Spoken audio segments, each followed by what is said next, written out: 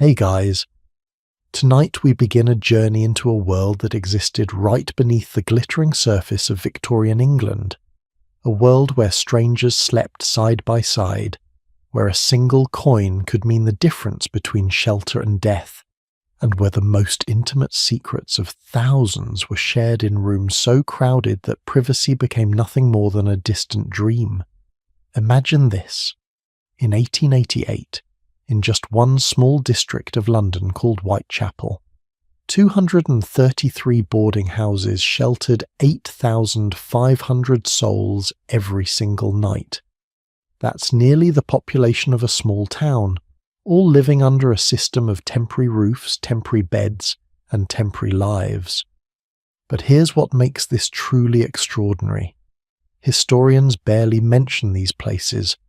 We know about Victorian mansions, about grand estates, about the wealthy families who lived in comfort. But what about the 1/3 of London's population who lived in poverty? What about the invisible city within the city, where working people, criminals, prostitutes, immigrants, and the simply unlucky all shared the same hallways, the same kitchens, the same fears? Tonight we're opening that door. Before we step inside together, I'd love to ask something from you. If this story intrigues you, if you find yourself curious about these forgotten lives, would you take just a moment to subscribe to the channel and tap that like button? Maybe even drop a comment below telling me where you're watching from tonight, whether it's from your bed in New York, your couch in London, or somewhere completely unexpected. I always read your comments. And honestly, hearing from you makes these late-night storytelling sessions so much more meaningful. Now, let's dim the lights, get comfortable, and let me take you back to Victorian England, to a world you've never quite seen before. So let's start with a question that might seem simple. Where did people live in Victorian England? If you were wealthy, the answer was obvious. A townhouse, an estate, a comfortable home with servants. If you were middle class, perhaps you rented a modest house or an apartment. But what if you were poor? What if you worked 12 hours a day in a factory, or sold matches on the street, or hauled cargo at the docks, and at the end of the day, you barely had enough coins in your pocket for a meal? Where did you sleep? The answer, for hundreds of thousands of people, was the boarding house. But here's what's fascinating. Victorian boarding houses weren't all the same. In fact, they existed on a spectrum so wide that the experience of staying in one could range from almost comfortable to absolutely nightmarish. Let me paint you 3 different pictures, and you'll see what I mean. First, imagine you're a young clerk working in the City of London. You earn enough to afford what's called a respectable boarding house, maybe in Bloomsbury or near Russell Square. You pay about 3 shillings a day, which isn't cheap, but it gets you a private room, breakfast and dinner served at a communal table, and the company of other respectable working men and women. The landlady, almost always a widow or unmarried woman trying to make ends meet, presides over the dining table like a mother hen. There are rules, of course. No drinking, no visitors after 9 in the evening, no improper behaviour. The food isn't spectacular, but it's hot and filling. Your room is small, barely large enough for a bed, a washstand and a chair, but it's yours. You can close the door and have a moment of privacy. This is the boarding house of the Victorian middle class, not luxurious, but dignified. Now, let's drop down a level. Imagine instead that you're a factory worker, or a street vendor, or perhaps a woman who does laundry and sewing to scrape together a living. You can't afford 3 shillings a day. You need something cheaper, so you find yourself in what's called a common lodging house. Places that charge just 4p for a bed. 4p. That's roughly equivalent to about £2 in today's money, or less than $3. For that price, you don't get a private room. You get a bed in a dormitory with anywhere from 10 to 50 other people. Men and women were supposed to be kept separate, at least according to the law passed in 1851, but many lodging house keepers ignored this rule. Privacy? Forget it. You're sleeping in a room where you can hear every cough, every snore, every whispered conversation. The sheets are supposed to be washed weekly, but let's be honest, they often weren't. The windows are supposed to be opened every morning at 10 o'clock for ventilation, but that didn't always happen either. Still, for fourpence you had a roof over your head and a place to sleep that wasn't the street. For thousands of people that was enough. But there was an even lower level. What if you didn't have fourpence? What if you only had twopence? 2 pennies? Well, some lodging houses offered what was called a 2-penny hang. Picture this. Ropes were strung across a room at chest height. For twopence you could drape yourself over the rope and sleep leaning forward, your arms hanging over the rope to keep you from falling. It wasn't a bed. It wasn't even lying down. But it was indoors, and after a 16-hour workday hauling cargo or breaking rocks, even that miserable rope must have felt like salvation. And if you didn't even have twopence? There were places called flop houses where, for a penny or less, you could sleep on a pile of rags in a corner, or you could join the truly desperate and sleep in doorways under bridges in the parks, anywhere the police wouldn't roust you in the middle of the night. Now, here's the number that should make us pause. In 1888 alone, approximately 8,500 people slept in the common lodging houses of Whitechapel every single night. 8,500. That's more than the capacity of many modern concert halls, all packed into a few dozen narrow streets. And Whitechapel wasn't unique. Every industrial city in Victorian England, Manchester, Liverpool, Birmingham, Leeds, had its own network of lodging houses. This wasn't some tiny social problem on the margins. This was how a massive chunk of the urban working class survived. But here's what I find most fascinating, and this is where the story really gets interesting. These boarding houses and lodging houses weren't just places to sleep. They became something else entirely. They became communities. They became social laboratories where people from completely different backgrounds were forced to live together in the most intimate circumstances imaginable. Think about it. In your modern apartment, you probably don't even know your neighbour's name. You certainly don't eat dinner with them every night. You don't share a bathroom with 10 other people. You don't wake up in the same room as strangers and negotiate who gets to use the wash basin first. But in Victorian boarding houses, all of that was daily life. And this created something remarkable and strange. What we might call a pseudo-family. The people who lived in these places, especially in the better boarding houses where residents stayed for months or even years, developed intense relationships. They knew each other's habits, their stories, their secrets. The boarders in a respectable establishment would gather every evening around the dinner table, and the landlady would serve the same meal to everyone, what they called family style or table d'hôte. You couldn't choose what to eat. You couldn't eat alone in your room. Everyone ate together at the same time, making conversation whether you wanted to or not. Some residents loved this. If you were a young person far from home, maybe you'd come to London from the countryside to find work, or you'd immigrated from Ireland or Eastern Europe. The boarding house gave you an instant community. You had people to talk to, people who might help you find work or introduce you to others. You had structure in your day, breakfast at 7, dinner at 6, lights out at 10. In a strange and often frightening city, that routine could be comforting, but others found it suffocating. Because here's the thing about living with strangers in such close quarters. You had no privacy, none. The walls were thin. The doors often didn't have locks, or if they did, the locks didn't work. Your fellow lodgers knew when you came home late. They knew if you were sick. They knew if you were crying in your room. They knew if you were entertaining visitors you shouldn't be entertaining, and in the cheaper lodging houses where beds were crammed together and rooms were shared, privacy became a complete fantasy. You couldn't hide anything. Let me give you an example that really drives this home. There's a documented case from 1834, this is before Victoria even became Queen, where a man died in a London lodging house. His body lay in a shared room with 17 other people for 3 days before anyone noticed something was wrong. 3 days. 17 people. How is that possible? How could 17 people share a room with a corpse and not realize?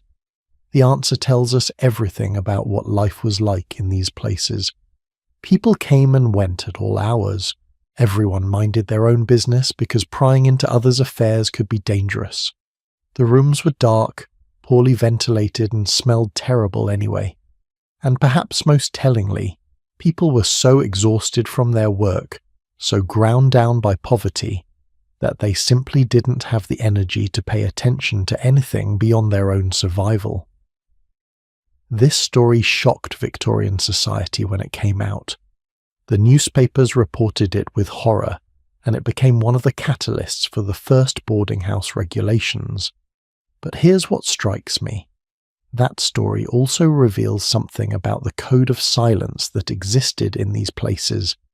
Even when the lodgers finally did realize there was a dead man in the room, they didn't immediately call the authorities. They waited. They discussed among themselves what to do. Because calling the police meant inviting scrutiny, and many lodgers had reasons to avoid scrutiny. Some were criminals. Some were people fleeing debts.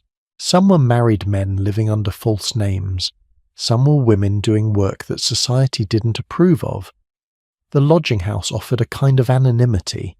You could be whoever you claimed to be, and as long as you paid your fourpence and didn't cause too much trouble, no one asked questions. Now, let me contrast this with the more respectable boarding houses, because the difference is stark. In a middle-class boarding establishment, say on a quiet street in Bloomsbury, you'd find a completely different atmosphere. The landlady, and it was almost always a woman, ran the place with an iron fist wrapped in a velvet glove. She called it a family home, and insisted it wasn't a boarding house at all, even though she was clearly taking in paying guests. Why the pretense? Because there was a social stigma attached to boarding. If you were middle class and living in a boarding house, it meant you'd fallen on hard times. You couldn't afford your own home. You were in some sense a failure. So landladies and lodgers alike maintained this polite fiction that they were all just friends temporarily sharing a house. The famous writer Charles Dickens captured this perfectly in his sketches of London life. He described landladies as blooming widows who advertised their desire to share their homes with a single gentleman, a phrase dripping with innuendo that everyone understood but no one acknowledged. These landladies would assure potential lodgers that everything was clean and comfortable, especially the window curtains whose colour couldn't be seen through the dust, and the bedroom that had been fumigated by the last lodger with tobacco smoke. Dickens was joking, but he was also telling the truth. Many of these boarding houses were barely cleaner than the common lodging houses, but they maintained an appearance of respectability. And that appearance came at a cost, literally. You might be quoted 15 shillings a week for a room, which sounded reasonable, but then you'd discover hidden charges everywhere. 5 shillings for boot blacking, 12 shillings and 6pence for coal, extra for candles, extra for laundry, extra for practically breathing the air. By the end of your first week you'd realise that the cheap lodgings were actually quite expensive. But perhaps the most interesting thing about Victorian boarding houses, whether respectable or rough, was the way they inverted our modern assumptions about privacy and community. Today, we prize privacy above almost everything else. We live alone in apartments with private kitchens, private bathrooms, private bedrooms. We can go days without talking to another human being if we choose. We eat alone, often in front of screens. We've achieved total privacy, and yet, paradoxically, we're experiencing an epidemic of loneliness. 1 in 3 adults in the United States reports feeling lonely regularly. The numbers are similar in the United Kingdom and Europe. The Victorians had the opposite problem. They had almost no privacy, but they had constant community, whether they wanted it or not. A Victorian worker living in a boarding house ate dinner with the same people every night. They saw the same faces every morning. They developed relationships, friendships, rivalries. They weren't alone. And here's what's remarkable. Many of them, despite the difficult conditions, preferred this to the alternatives. They preferred the boarding house to the workhouse, where you'd have a bed and meals but would be forced into hard labour and treated like a criminal. They preferred it to renting a room alone in some isolated building where no one would check on you if you got sick or lost your job. The boarding house, for all its flaws, provided a safety net of human connection. If you couldn't make your rent one week, sometimes your fellow lodgers would help you out. If you were sick, someone might bring you soup or call a doctor. If you needed work, your housemates might know someone hiring. It wasn't perfect, far from it. But it was something. It was community. And that brings me to the question that I think makes this story so relevant today. What have we lost in our pursuit of privacy? We've gained so much.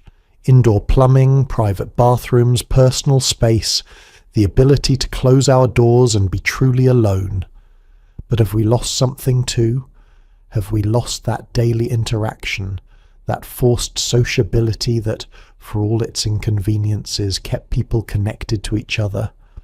I'm not suggesting we should go back to sharing beds with strangers or eating every meal at a communal table. But I do think the Victorian boarding house has something to teach us about the human need for community, about the way we're wired to live with and among other people, not isolated in our separate boxes. The Victorians stumbled into creating these communities out of necessity, out of poverty, out of the massive disruptions of industrialization that pulled people from rural villages into urban slums. They didn't plan it. It just happened. And in the process, they created a social system that, for all its many, many flaws, kept hundreds of thousands of people housed, fed, and connected. But here's the thing. This system rested on a knife's edge. Remember that number? 4p. 4 pennies for a bed. And in the next part of our story, we're going to see just how precarious that was.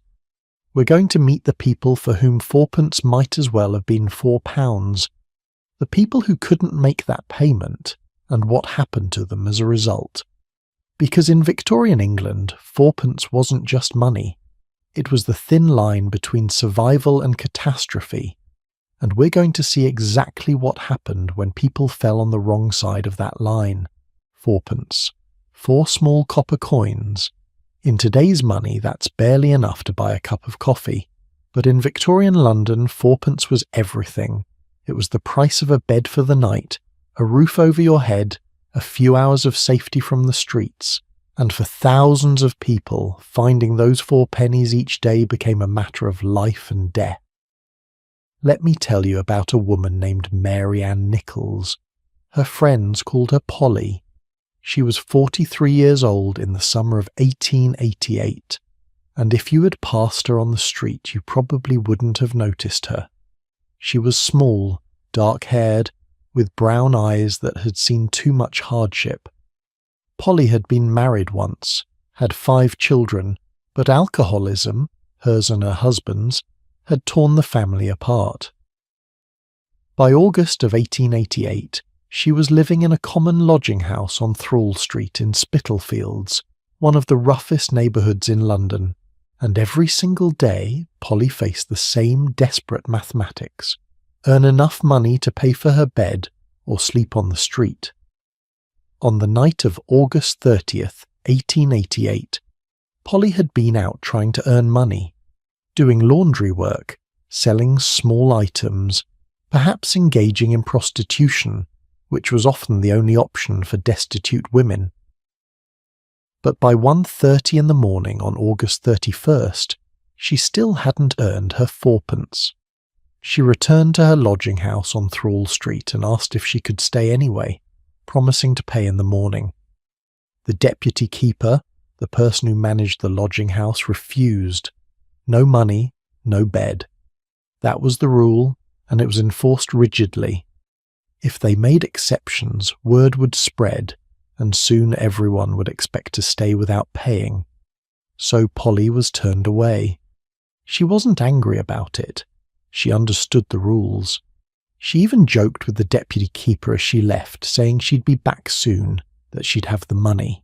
She was optimistic, or at least pretending to be. "Look at my new bonnet," she reportedly said, showing off a hat she'd acquired somehow, as if a new bonnet could change her luck, as if it mattered. She walked out into the dark streets of Whitechapel, alone at nearly 2 in the morning, looking for some way to earn fourpence. Less than 2 hours later, her body was found on Bucks Row, now called Durwood Street. Her throat cut so deeply that her head was nearly severed, her abdomen mutilated. Mary Ann Nichols became the first confirmed victim of the killer we now call Jack the Ripper. But here's the terrible truth. It wasn't just the Ripper who killed Polly, it was fourpence. It was a system that put her on the street at 2 in the morning because she was 4 pennies short, and Polly wasn't alone. Just 8 days later, another woman faced the exact same situation. Her name was Annie Chapman, though people called her Dark Annie. She was 47 years old, and like Polly, she'd once had a family, a husband, children. But alcoholism and poverty had dragged her down. By September of 1888, Annie was living at Crossingham's lodging house on Dorset Street, a street so notorious that locals called it the worst street in London. Annie survived by doing crochet work, selling flowers and matches, and yes, prostitution when necessary. On the evening of September 7th, Annie wasn't feeling well. She'd been in a fight with another resident at the lodging house a few days earlier, and had been left with a black eye and bruises all over her chest and head. She was in pain, serious pain. At 5 in the afternoon, she met her friend Amelia Palmer on Dorset Street, and Amelia was shocked by how sick Annie looked. Annie admitted she felt too ill to do anything. But then, 10 minutes later, when Amelia saw her again, Annie was trying to rally herself. Her last words to her friend were heartbreaking in their simple determination. "It's no use giving way. I must pull myself together and get some money or I shall have no lodgings." Think about that for a moment. Annie was sick, in pain, bruised, exhausted. And her concern wasn't about seeing a doctor or resting. Her concern was fourpence, because without fourpence she had nowhere to sleep. At 11:30 that night, Annie showed up at Crossingham's lodging house and asked Timothy Donovan, the deputy keeper, if she could sit in the kitchen for a while. He asked where she'd been for the past few days. He hadn't seen her. She explained she'd been sick, had been in the infirmary. At 1:45 in the morning, Donovan sent the night watchman, John Evans, to ask Annie for her fourpence. She was sitting in the kitchen, a little drunk, eating potatoes. When Evans asked for the money, she said wearily, "I haven't got it. I am weak and ill and have been in the infirmary." She went to Donovan's office and begged him to let her stay a little longer. He refused. Rules were rules. Annie said, "Keep my bed for me. I shall not be long before I am in. I shall soon be back. Don't let the bed." Evans escorted her out of the lodging house and watched her walk away down Dorset Street, heading toward Hanbury Street. He noted later that she seemed tipsy but not drunk, just very, very tired. At 5:30 that morning, a witness saw Annie talking with a man outside number 29 Hanbury Street. Less than an hour later, her body was found in the backyard of that same building. Her throat had been cut. Her body had been mutilated even more savagely than Polly Nichols. Annie Chapman became the second confirmed victim of Jack the Ripper. And once again, the real question is, why was Annie on the street at 2 a.m? Because she didn't have fourpence, because she was turned away from the only place she had to sleep, because the system gave her no other choice. Now I want to be clear about something. I'm not blaming Timothy Donovan or John Evans or any of the deputy keepers who enforced these rules. They were working people themselves, trying to make a living in a brutal system. If they let people stay without paying, the lodging house would go bankrupt, and then where would anyone sleep? They were caught in the same trap as everyone else. But let's think about what this system created. A situation where sick, vulnerable, desperate people were forced onto the streets in the middle of the night because they were a few pennies short. Can you imagine that? Can you imagine being so exhausted, so unwell, and knowing that if you don't somehow find the equivalent of $2, you'll be sleeping in a doorway? And here's what makes this even more tragic. Annie Chapman was murdered on September 8th, 1888. She was 29 shillings in arrears on her rent. That's about 348 pennies, or 87 nights' worth of beds. If the lodging house had been willing to extend her credit, to let her work off her debt over time, she might have survived. But credit wasn't how the system worked. Every night was a fresh transaction. No money, no bed, no exceptions. There's a detail from Annie's final hours that haunts me. When the night watchman found her in the kitchen eating potatoes, she was described as a little tipsy. She'd spent what little money she had on alcohol instead of saving it for her bed. And it's easy to judge that decision, isn't it? It's easy to think, well, if she'd just saved her money instead of drinking, she'd still be alive. But put yourself in her position for a moment. You're 47 years old. You're in constant pain from a beating. You have no family, no prospects, no future to look forward to. Every day is a struggle just to survive.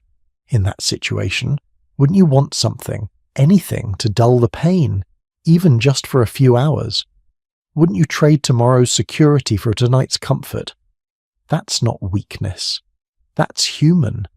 The truth is, the fourpence system wasn't designed to help people escape poverty. It was designed to extract maximum profit from maximum desperation. Think about the economics for a moment. A lodging house on Dorset Street might have 50 beds. At fourpence per bed, that's 200 pennies a night, or 16 shillings and 8 pence. Over a year, that's more than £300, a substantial income in Victorian England. The landlords who owned these properties, by the way, were often middle-class or even wealthy investors who lived nowhere near the East End. They hired deputy keepers to run the places day to day, and these keepers were incentivized to keep the beds full and the money flowing. No credit, no charity, just cold, hard cash every single night. But here's where the story gets even darker. The fourpence fee was just the beginning. Once you paid for your bed, you had access to the lodging house kitchen, where you could cook food, if you had food to cook. Many lodging houses had small shops attached where you could buy basic supplies: bread, tea, sugar, coal for the fire. But the prices were marked up significantly because the shop owners knew they had a captive market. Where else were you going to go at midnight to buy a piece of bread? So people paid inflated prices for necessities, which meant they had less money to save, which meant they were always one bad day away from not having fourpence, which meant they were always one bad day away from the street. It was a trap, a poverty trap, and thousands of people were caught in it. Now, I mentioned earlier that there were cheaper options for people who didn't have fourpence. The twopenny hang I described, the rope stretched across a room that you could lean on while sleeping, that was real. But let me tell you what that actually looked like, because it's almost too grim to believe. These establishments were called penny hangs, or twopenny ropes, and they were exactly what they sound like. A room would be filled with these ropes, strung at chest height, and people would line up along them, draping their arms over the rope and leaning forward to sleep. In the morning, usually around 5 or 6, someone would come through and literally cut the ropes, and everyone would collapse to the floor. That was your wake-up call. And then you were expected to leave immediately to make room for the day workers who might need to sleep during daytime hours. Can you imagine trying to sleep standing up, leaning on a rope surrounded by dozens of other people doing the same thing? The smell alone must have been unbearable. Unwashed bodies, stale alcohol, the various illnesses that plagued the poor, the noise, people coughing, crying, arguing, snoring, and the rope itself cutting into your arms and chest all night long, for tuppence. There's a reason these places were called hangovers, not because people were drunk, though many were, but because you were literally hanging over a rope. And here's the thing, people chose this. They paid their tuppence willingly because the alternative was the street, and the street was worse.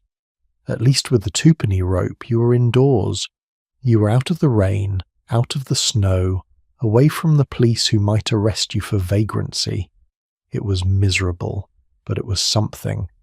And if you didn't have tuppence, if you only had a penny, there were places for you too. Flop houses where the bed was a pile of rags or straw on the floor, where you slept shoulder to shoulder with strangers, where theft was so common that you learned to sleep with your shoes on and your pockets inside out to prove you had nothing worth stealing. For a penny. That's what a penny bought you in Victorian London. The right to sleep on a pile of rags in a room that probably violated every health code imaginable. But here's what strikes me about all of this. Even in these terrible conditions, even in the twopenny hangs and the penny flop houses, people found ways to help each other. There are documented cases of lodgers sharing food with someone who hadn't eaten, of people giving up their spot on the rope to someone who was sicker than they were, of strangers keeping watch over each other's meagre belongings so nobody got robbed. Humanity persisted, even in the most inhuman conditions. And that brings me back to Mary Ann Nichols and Annie Chapman. When the news broke that these women had been murdered, that a serial killer was stalking the streets of Whitechapel, there was public outrage. But the outrage wasn't just about the murders themselves. It was about the system that had created the conditions for these murders to happen. Newspapers ran editorials asking why women were being forced onto the streets at 2 a.m. because they didn't have fourpence. Social reformers pointed out that both women had been turned away from lodging houses just hours before their deaths. Questions were asked in Parliament. How could this be allowed to happen in the richest empire in the world? But here's the sad truth. Not much changed. The lodging houses continued to operate exactly as they had before. The fourpence rule remained in place.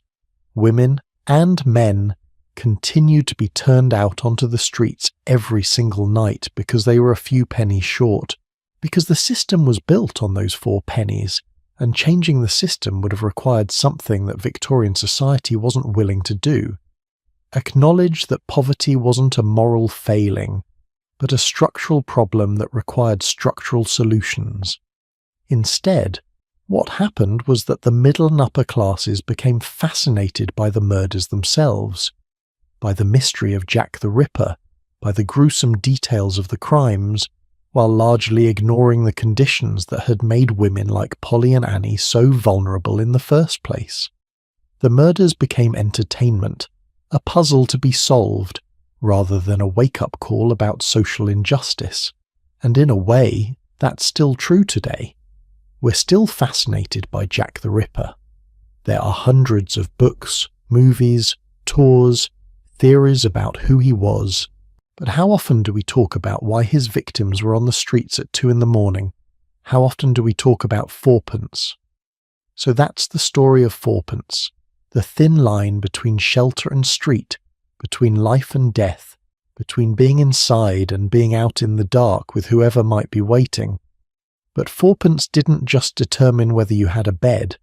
It determined something else too: where your bed was located, which lodging house you ended up in, and what kind of people you'd be sharing space with. Because not all lodging houses were equal, and in the next part of our story we're going to step inside one of these buildings and see exactly what it looked like, what it smelled like, what it felt like to live in these places. We're going to walk through the doors of Dorset Street, that notorious worst street in London, and discover the architecture of survival itself. Picture a street so narrow that if you stood in the middle and stretched out your arms, you could almost touch the buildings on both sides.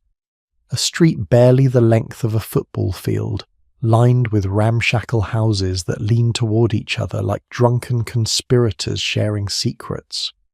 A street where the sun rarely penetrated to ground level because the buildings were so tall and so close together.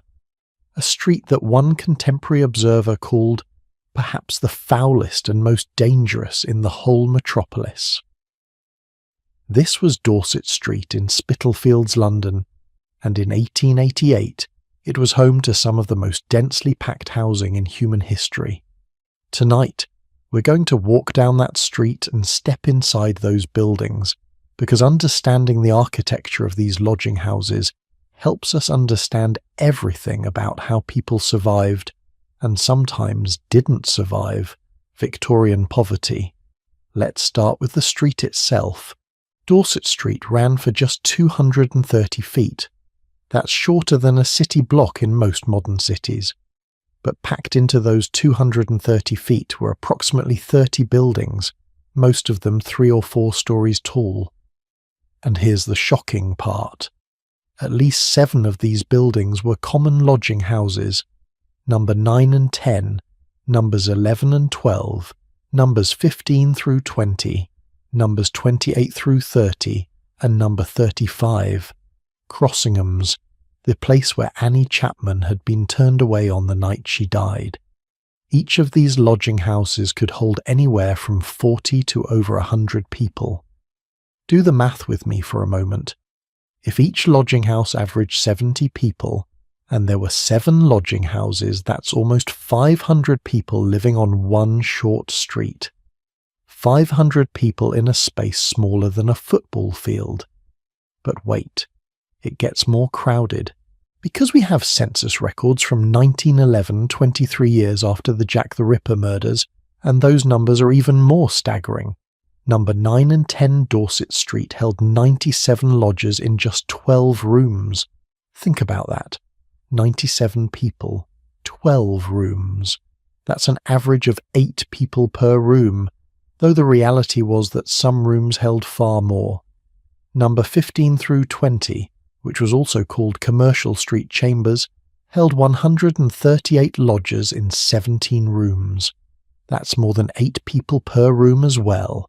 And number 28 through 30, which was right next door to where Mary Kelly, the final Ripper victim, lived, held 59 lodgers in 13 rooms. But this one was designated for couples, so the sleeping arrangements were organised into what the census called cubicles. 75 cubicles for couples, to be precise. Now, I want you to try to visualise what 75 cubicles in 13 rooms actually looks like.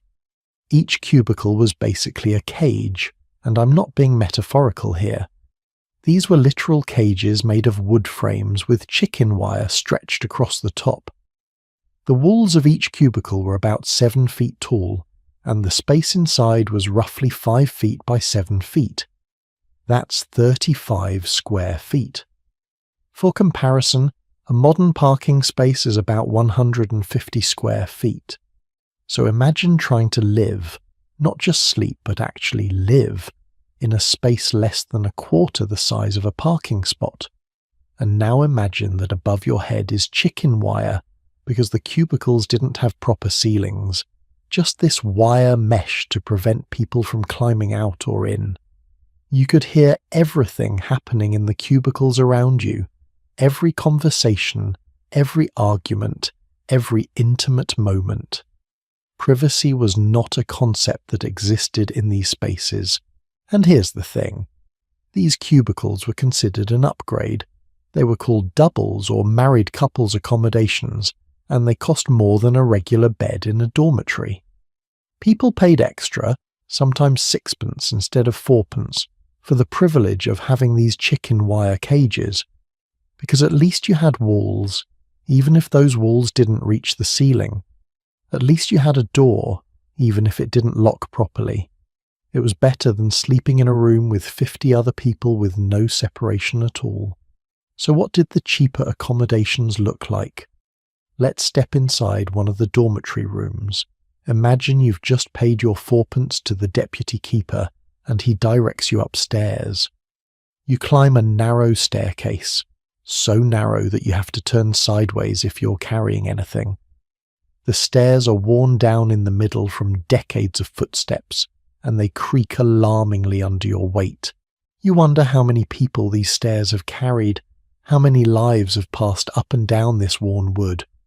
At the top you reach a landing with several doors leading off it.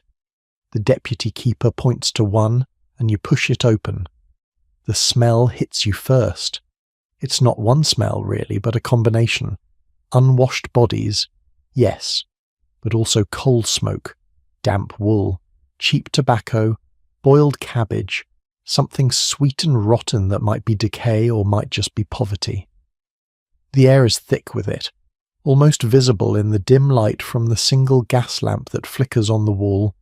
Your eyes adjust and you see the beds, iron bedsteads lined up side by side, so close together that there's barely room to walk between them. 20 beds? 30? You stop counting. Each bed has a thin mattress, a pillow that's more flat than fluffy, and a blanket. The blanket is printed with the word "stolen" in large letters, a deterrent to prevent lodgers from taking bedding when they leave in the morning, because theft was constant and bedding was valuable. Some of the beds are already occupied. It's only 9 in the evening, but some lodgers work night shifts and sleep during the day, or they're just exhausted and have gone to bed early. A man in one corner is coughing, a wet, rattling cough that makes you think of consumption. That disease the Victorians feared so much and we now call tuberculosis. A woman in another bed is quietly crying, her face turned to the wall. No one pays attention to her. Everyone here has their own sorrows, and you learn quickly not to ask questions. 2 men near the window are playing cards by candlelight, their voices low and intense. They're gambling, probably just for pennies, but gambling is technically illegal in lodging houses according to the regulations passed in 1851.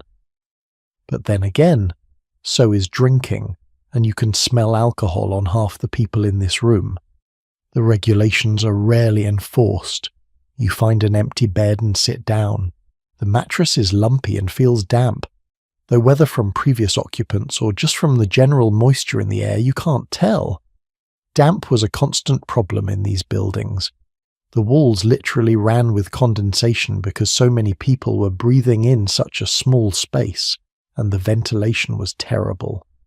Remember, the regulations required windows to be opened every morning at 10 o'clock, but that was just for an hour or so, and it did little to combat the fundamental problem: too many people, too little air. You lie down, fully clothed because everyone sleeps fully clothed, partly because it's cold, partly because you never know when you might need to leave quickly, and partly because if you undress, where will you put your clothes? There are no closets, no storage. Some beds have a small shelf or a hook on the wall, but mostly you just keep your possessions with you at all times, which is why many lodgers have so few possessions. You can't own more than you can carry and protect. The gas lamp is turned down but not off because some people will be coming and going all night. The door opens and closes, opens and closes. Each time it does, cold air rushes in and someone curses. Around midnight there's a fight. 2 men arguing over a bed, each claiming he paid for it first. The deputy keeper has to come up and sort it out, and there's shouting and threats before it's resolved. You learn to sleep through these disturbances or you don't sleep at all. Around 2 in the morning a woman comes in who's clearly drunk. She stumbles to a bed and passes out still wearing her shoes. Around 4 someone starts coughing so violently that they have to leave the room to vomit. You hear them in the hallway and you try not to think about what diseases are being passed around in this space. This is what the inside of a common lodging house dormitory felt like. And keep in mind, this is one of the licensed registered lodging houses that was supposed to meet certain standards. There were worse places, unlicensed establishments where conditions were even more dire. But even in the respectable lodging houses, this was daily life for thousands of people. Now, the architecture wasn't just about the sleeping rooms. These buildings had other spaces too, and in many ways those spaces were more important than the bedrooms. Let me tell you about the kitchen. Every lodging house had a communal kitchen, usually on the ground floor or in the basement.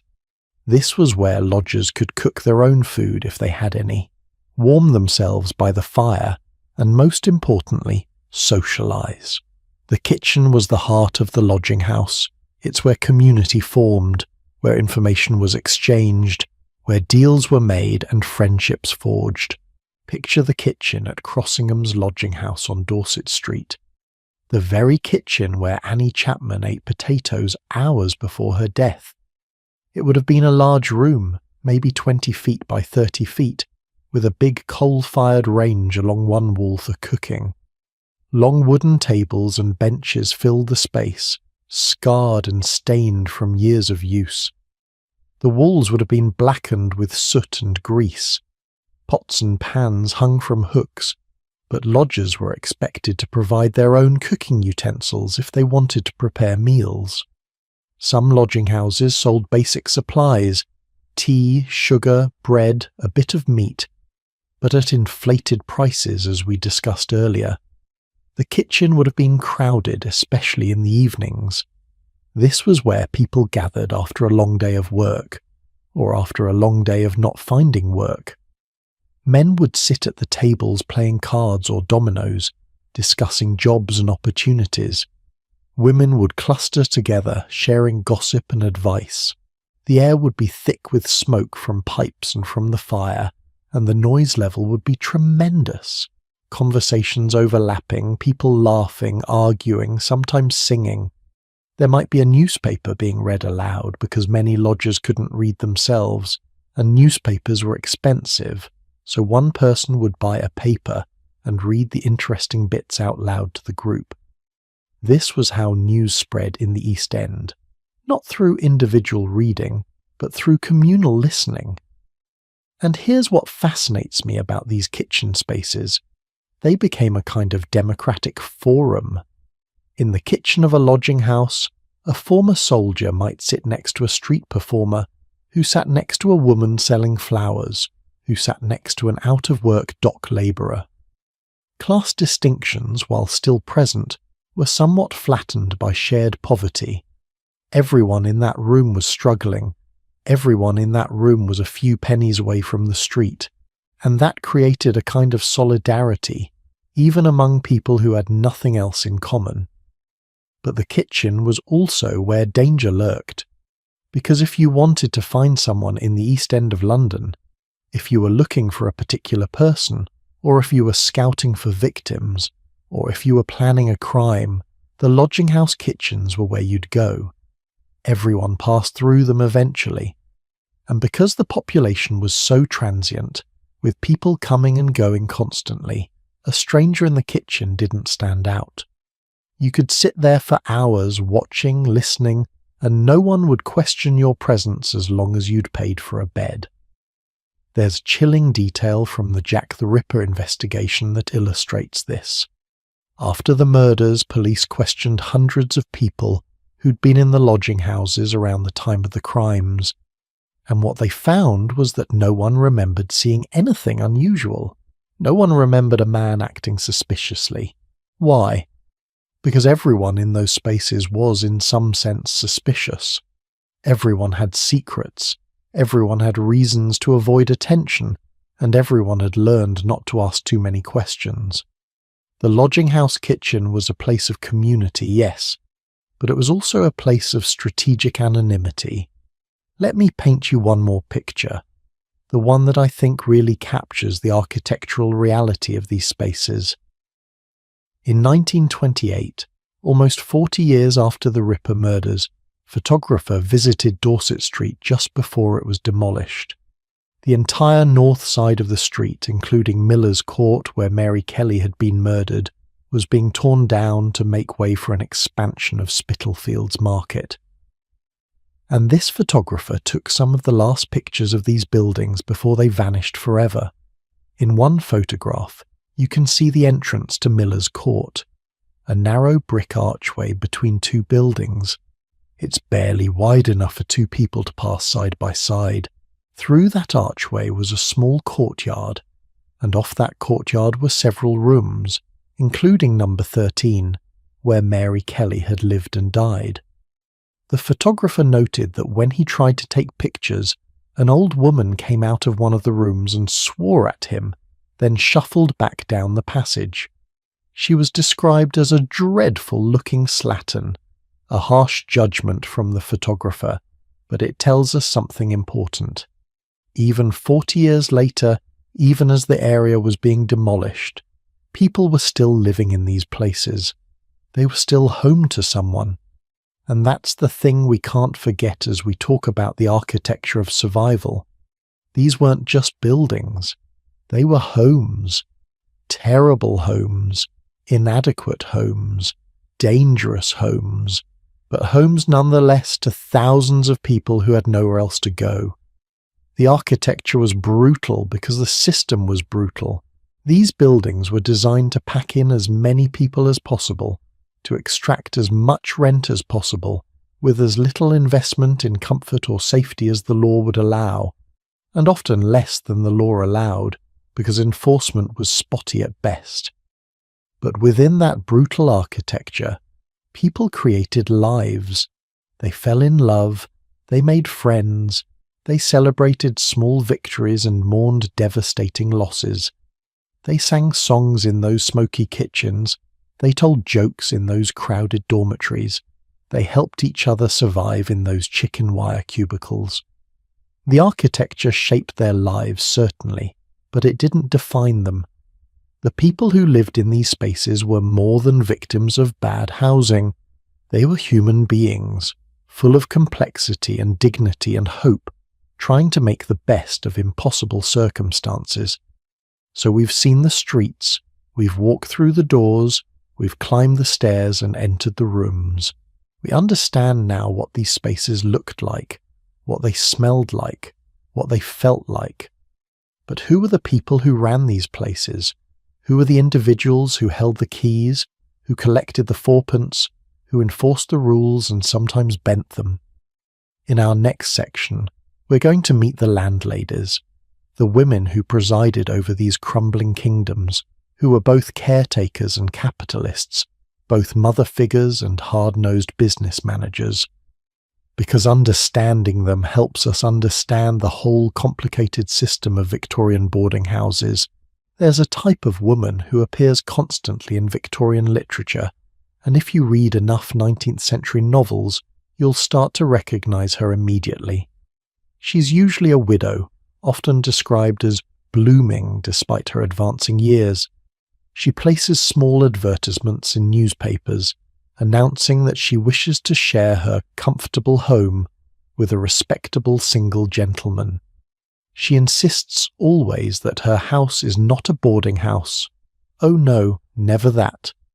But rather a private residence where she happens, out of the kindness of her heart and perhaps a touch of loneliness, to take in one or two select boarders.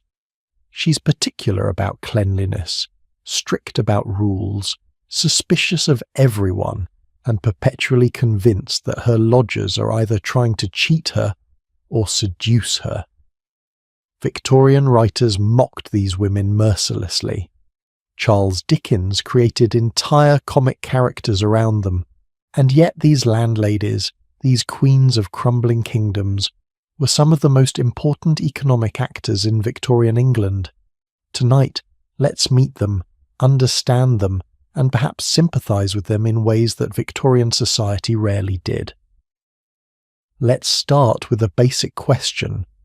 Who were these women, and why were they running boarding houses? The answer is rooted in one of the harsh realities of Victorian life. Women had very few ways to earn money respectably. If you were a middle-class woman and your husband died, you faced a crisis. You might have a house, your husband's house, but no income to maintain it. You couldn't work in a factory without losing your social status entirely. You couldn't enter most professions. Teaching was possible, but positions were limited and poorly paid. Becoming a governess was an option, but it meant leaving your home and living in someone else's household, essentially becoming a servant. What could you do? The answer for thousands of women was to take in lodgers. You already had a house. You already knew how to run a household, cooking, cleaning, managing servants if you had any, or doing the work yourself if you didn't. Why not use those skills to generate income? And so widows, and unmarried women, and wives whose husbands couldn't earn enough, began advertising for boarders. It was one of the only ways a respectable woman could earn money without leaving her home or sacrificing her social standing. Well, not sacrificing it entirely anyway. There was always a stigma attached to running a boarding house, which is why so many landladies insisted they weren't really running boarding houses at all. Now, the economics of running a boarding house could actually be quite good, if you did it right. Let me give you some real numbers from Victorian San Francisco, which had a boarding house culture very similar to London's. A woman named Annie Fuller, who ran a boarding house in the 1870s, rented out 6 rooms to a total of 9 boarders. Single rooms rented for between $2 and $8 per month, which meant Annie was bringing in somewhere between $12 and $48 monthly just from room rent. But the real money came from board, from providing meals. Boarders typically paid an additional sum for breakfast and dinner, sometimes lunch as well. A typical boarding arrangement might cost $15 to $30 per month total, including both room and meals. If Annie had 9 boarders, each paying an average of $20 per month, that's $180 monthly, or over $2,000 per year. For context, that was a very respectable middle-class income at the time. But here's the catch, and this is what Victorian society didn't want to acknowledge. Running a boarding house was brutal work. Let's think about what Annie Fuller's day looked like. She woke early, probably around 5 in the morning, to start preparing breakfast. 9 people needed to eat before they left for work, and they all needed to eat at roughly the same time. So Annie, or her servant if she could afford one, was cooking eggs, frying bacon, making coffee, toasting bread, setting the table, serving the food, and then cleaning up afterward. This wasn't making breakfast for a family of 4. This was running a small restaurant out of your home every single day. Then there was laundry. Victorian laundry was an all-day affair involving heating massive amounts of water, scrubbing linens and clothes by hand, wringing them out, hanging them to dry, and then ironing everything. If Annie was washing sheets and towels for 9 people, plus their personal laundry if that was part of the arrangement, she might spend an entire day each week just doing laundry. Add to that the daily cleaning, sweeping, dusting, scrubbing floors, emptying chamber pots if the house didn't have indoor plumbing. And then there was dinner to prepare, which was the main meal of the day, and expected to be substantial: meat, potatoes, vegetables, bread, perhaps a pudding for dessert, again for 9 people every single evening. And on top of all this physical labour, the landlady was also running a business. She had to collect rent from boarders, some of whom would inevitably be late or try to negotiate. She had to deal with interpersonal conflicts, because when you have 9 adults living under one roof, there will be conflicts. She had to maintain the property, or hire people to maintain it. She had to manage supplies, budgeting carefully to make sure she made a profit after buying all the food and coal and candles. She had to advertise when rooms became vacant and interview potential new boarders, trying to assess whether they'd be reliable payers and decent housemates. It was exhausting, and yet thousands of women did this work because it was better than the alternatives. It let them keep their homes. It let them maintain at least a veneer of respectability. And in some cases, it let them build real businesses and achieve a degree of financial independence that would have been impossible otherwise. But society gave them very little credit for it. Instead, they became figures of mockery and suspicion. The stereotype of the grasping, nosy landlady was so pervasive that it appeared in nearly every Victorian novel that dealt with boarding house life. She was described with a remarkably consistent set of adjectives: meddlesome, garrulous, avaricious, parsimonious, suspicious, inquisitive, nosy. If she was a spinster, she was supposedly flat-chested and wearing spectacles that gave her a severe look. If she was a widow, she was supposedly buxom and given to wearing dressing gowns that were just a bit too revealing, fishing for a new husband among her male boarders. The novelist Anthony Trollope was one of the few Victorian writers who pushed back against these stereotypes, urging his readers to have sympathy for landladies and understand the difficult position they occupied. Let me tell you about one real landlady who embodies both the stereotype and the reality. Her name was Mrs. Elizabeth Roper, and she ran a boarding house in London where a young clerk named John Eames lived. We know about Mrs. Roper because Anthony Trollope wrote about her in his novel The Small House at Allington, published in 1864. Trollope based Mrs. Roper on real landladies he'd observed, and he went out of his way to make his readers understand her situation. Mrs. Roper was a widow with limited means, trying to support herself by taking in respectable young clerks. She charged fair prices, kept a decent table, and ran her establishment with dignity. But she lived in constant anxiety about money. When one of her boarders was late with rent, it wasn't just an inconvenience. It threatened her ability to buy groceries and pay her own bills. Trollope shows us Mrs. Roper seated at her dining table with tears on her face, worried sick about making ends meet. And he explicitly asks his readers, why do we mock these women instead of sympathizing with them? It's a good question. Why did Victorian society heap such scorn on landladies? I think part of it was discomfort with female authority. A landlady occupied a strange position. She was the boss in her own household, collecting money from men, enforcing rules, wielding power. This made many Victorians uncomfortable because it violated the ideal of the submissive domestic woman. The landlady was domestic, certainly, but she was also running a business, and that business gave her authority that society thought she shouldn't have. There was also resentment about the money. Boarding houses could be profitable, and some landladies became quite well off.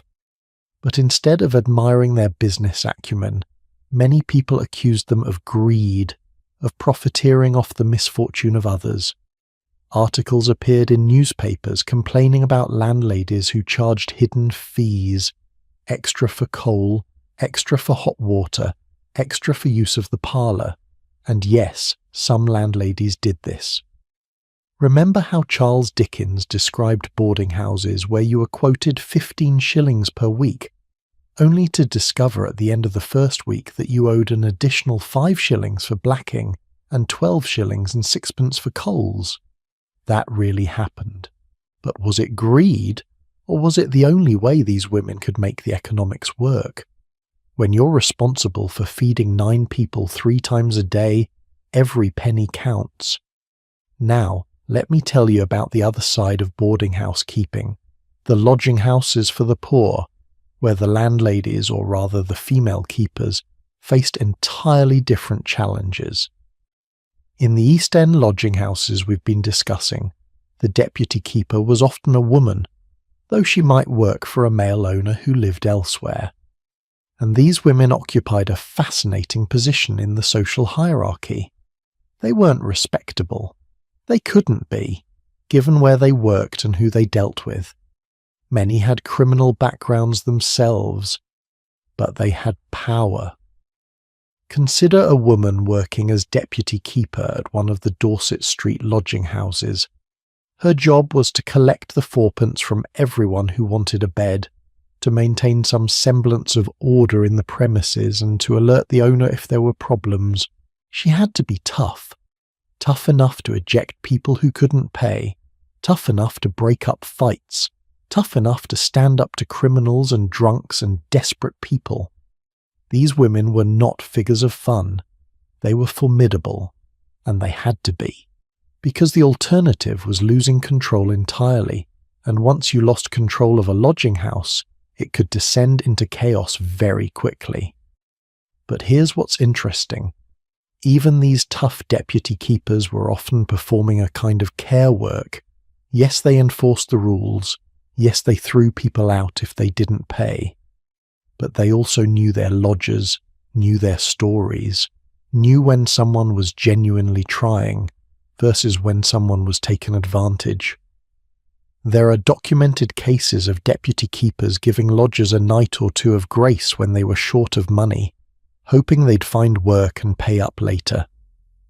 It didn't always work out, but the impulse toward charity existed even in this harsh environment.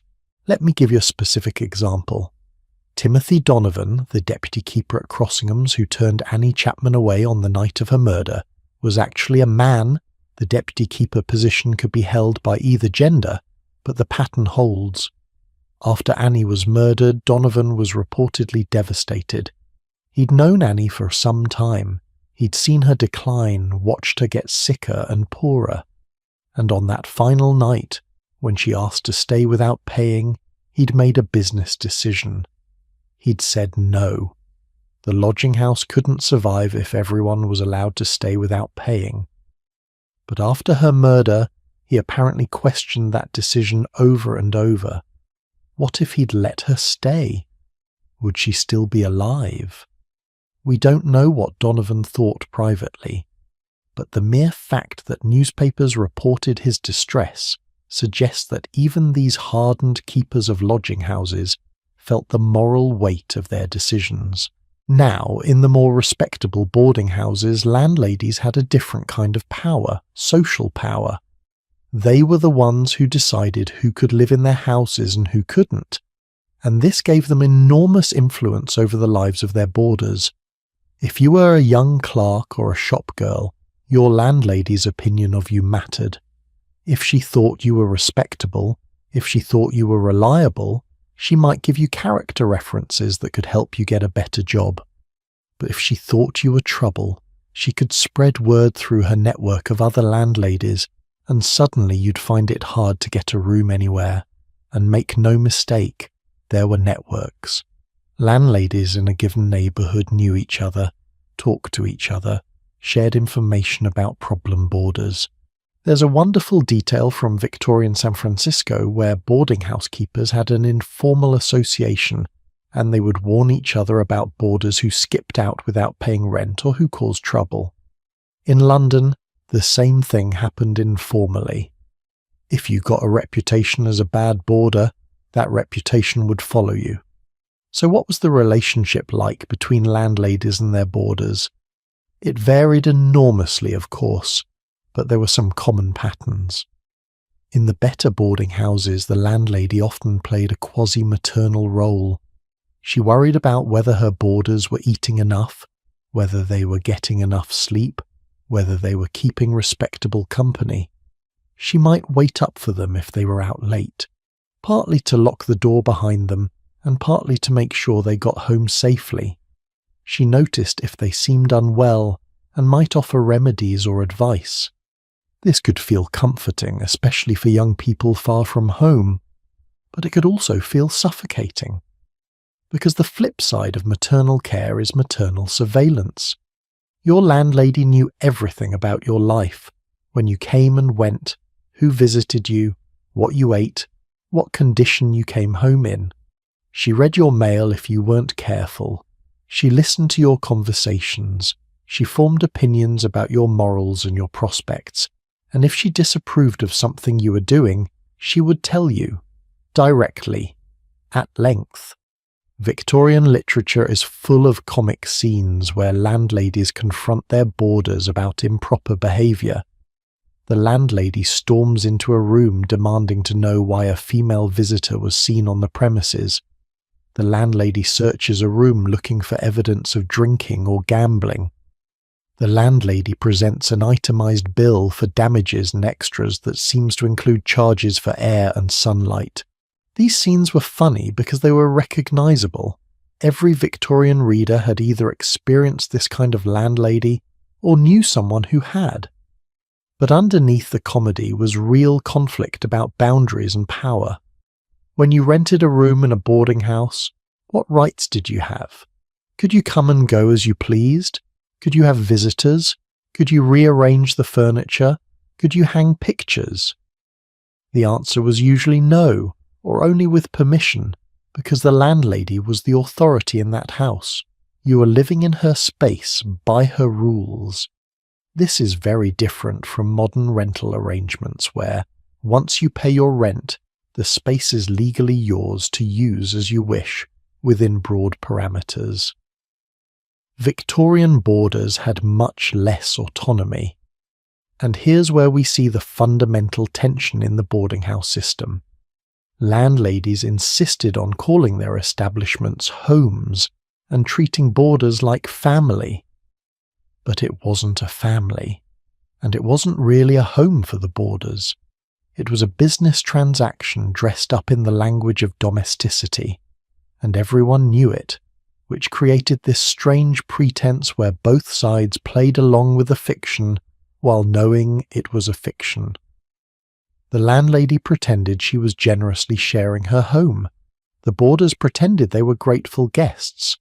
But really she was selling a service, and they were buying it, and when you stripped away all the domestic rhetoric, it was just capitalism in a parlour. Some boarding houses tried to split the difference by being more explicitly commercial. They advertised as residential hotels or family hotels, which signalled that they were businesses first and domestic spaces second. These establishments often had written rules posted in the rooms, clear pricing schedules, and less pretense about being a family. Boarders in these places often preferred the honesty of the arrangement. You paid your money, you got your room and meals, no one pretended it was anything more. But these establishments were often more expensive because they were providing more services, better food, cleaner rooms, more privacy. So who had it better? The landlady running a respectable boarding house in Bloomsbury, or the deputy keeper managing a lodging house in Dorset Street? It's hard to say. The respectable landlady had to maintain appearances and social standing, which was its own kind of pressure. She had to be unfailingly polite even to difficult boarders. She had to keep up the fiction that her house wasn't really a boarding house. She had to worry constantly about her reputation. The deputy keeper in the East End faced physical danger and moral complexity. She had to be hard in ways that society punished women for being hard. She dealt with poverty and violence and desperation every day. Neither position was easy. Both required enormous resilience. But here's what strikes me about these women, both the respectable landladies and the rough deputy keepers. They were trying to survive in an economic system that gave them very few options. And in the process of surviving, they created and maintained the infrastructure that allowed thousands of other people to survive too. Without landladies, without deputy keepers, the boarding house system couldn't have functioned. And without the boarding house system, where would all those clerks and shop girls and factory workers and street vendors have lived? Victorian cities couldn't have industrialized the way they did without this army of women providing housing and food. So perhaps we should think of landladies not as figures of fun, but as unsung architects of urban life. They were businesswomen at a time when women weren't supposed to be in business. They were wielding authority at a time when women were supposed to be submissive. They were doing work that was essential and exhausting and largely unrecognized. Were some of them grasping and mean? Absolutely. Were some of them kind and generous? Also, yes. But all of them were trying to make a living in difficult circumstances, just like their boarders. Now we've met the landladies, the women who ran these establishments. But what about the people who lived in them? What was it actually like to be a boarder, day in and day out sharing your life with strangers? Because that's the heart of the boarding house story. Not the buildings, not the economics, not even the people in charge, but the strange, intense, complicated communities that formed when strangers were forced to live together in close quarters. And that's where we're going next. Into the social dynamics of the boarding house, into the friendships and rivalries and romances and conflicts that made these places feel like families, even though they absolutely weren't. What happens when you take people who have nothing in common except poverty, or in some cases just the need for temporary housing, and force them to share meals, bathrooms, hallways, and sometimes even beds? You might expect chaos, violence, and complete breakdown of social order. And sometimes that's exactly what happened. But more often something strange and wonderful occurred. People formed communities.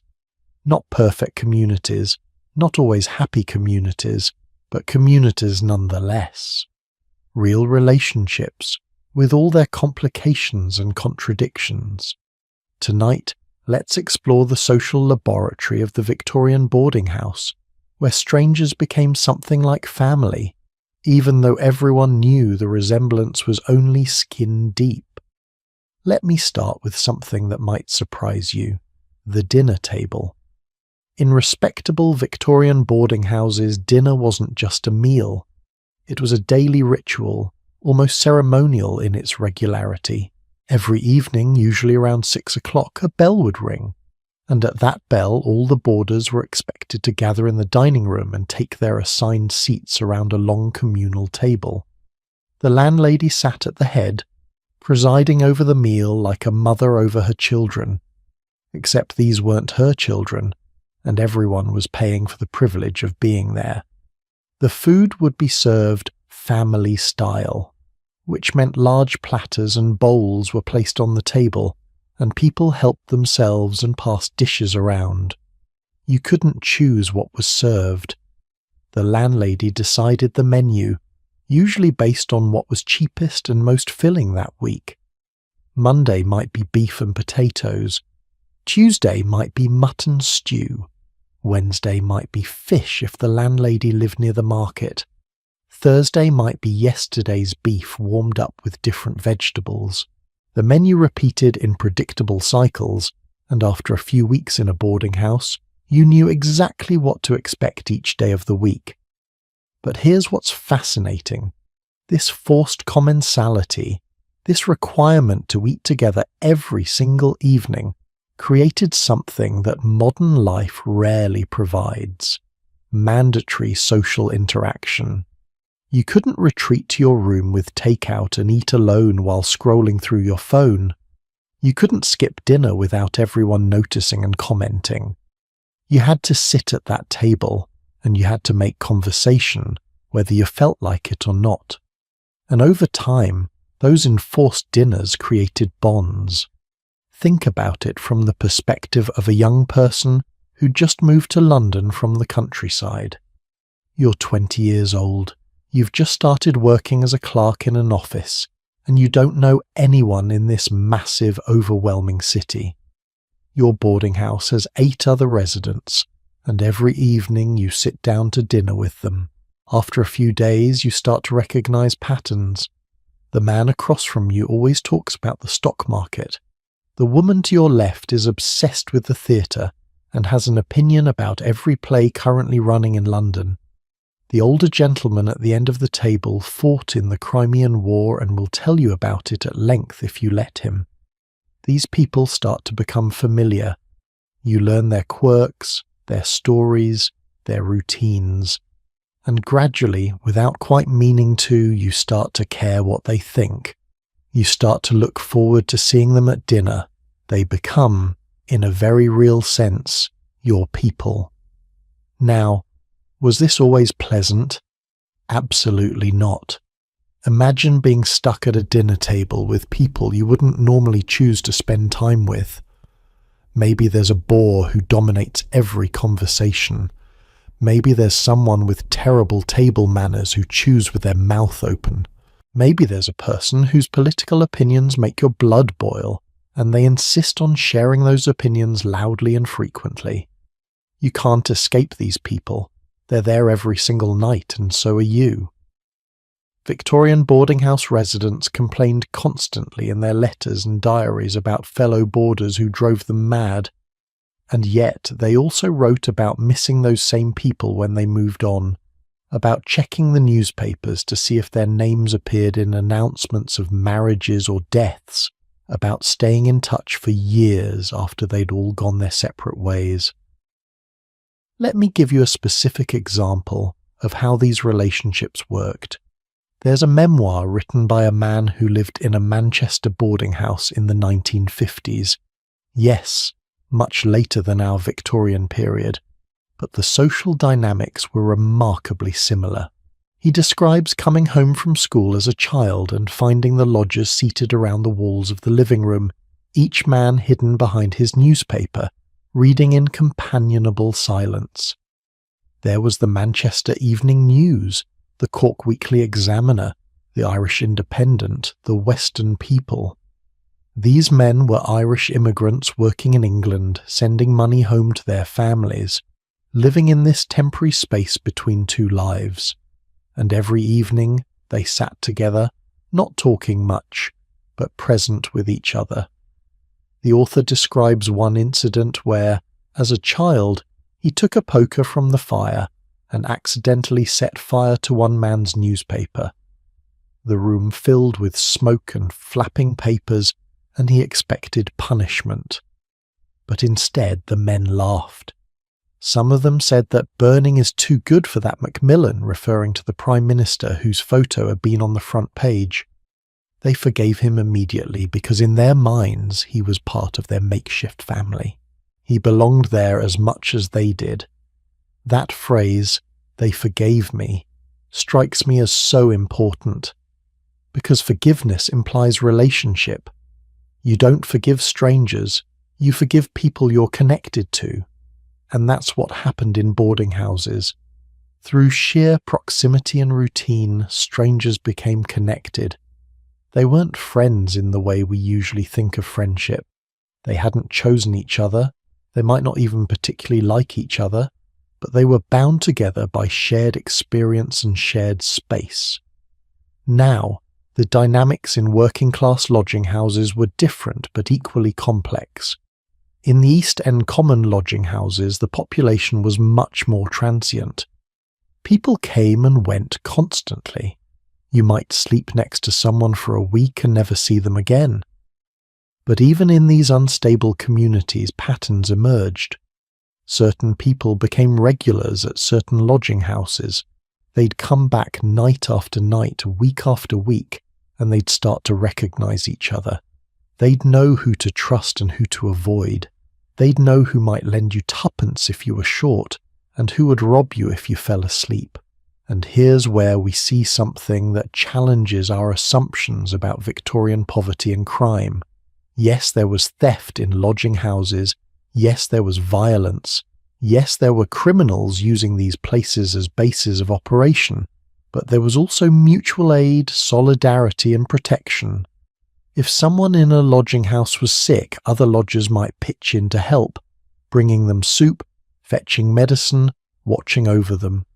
If someone was being threatened by an outsider, the other lodgers might band together to defend them. If someone died, which happened with disturbing frequency, the other lodgers might pass the hat to pay for a proper burial rather than letting the deceased end up in a pauper's grave. There's a code that developed in these spaces, an unwritten set of rules about how people treated each other. First rule, mind your own business. Don't ask people about their past, their real names, their troubles. Everyone in a lodging house was running from something or hiding something, and the kindest thing you could do was not pry. Second rule, don't steal from other lodgers. Stealing from the rich outside was one thing. That was practically a given. But stealing from your fellow lodgers, people as poor as you were, that was considered low. Third rule, help when you can, but don't expect gratitude or repayment. If someone needed help and you could give it, you did, because next week you might be the one needing help. Fourth rule, don't bring police attention. Whatever happened inside the lodging house stayed inside the lodging house, because police meant questions, and questions meant potential trouble for everyone. These weren't written down anywhere, of course. They were understood, passed on through example and expectation, and they made life in these difficult spaces just slightly more bearable. But let's talk about the complication that made boarding house relationships particularly intense: romantic and sexual dynamics. Because when you put single men and women in close proximity, sharing living spaces, eating meals together, seeing each other first thing in the morning and last thing at night, well, things happen. Victorian society was deeply conflicted about this. On one hand, boarding houses were seen as somewhat scandalous, precisely because they mixed the sexes in ways that proper society didn't allow. On the other hand, boarding houses were where many Victorian couples actually met. If you were a young working woman and a young working man, both living in boarding houses, where else would you meet potential partners? The boarding house was your social world. Landladies were hyper-aware of this dynamic, and they tried to regulate it strictly. Respectable boarding houses had rules about male and female boarders not visiting each other's rooms. There were separate staircases for men and women in some establishments. Dinner might be carefully orchestrated so that young men and women didn't sit next to each other, though of course, this just made the whole thing more exciting and forbidden. Victorian literature is full of stories about boarding house romances, usually treated as slightly comic and improper.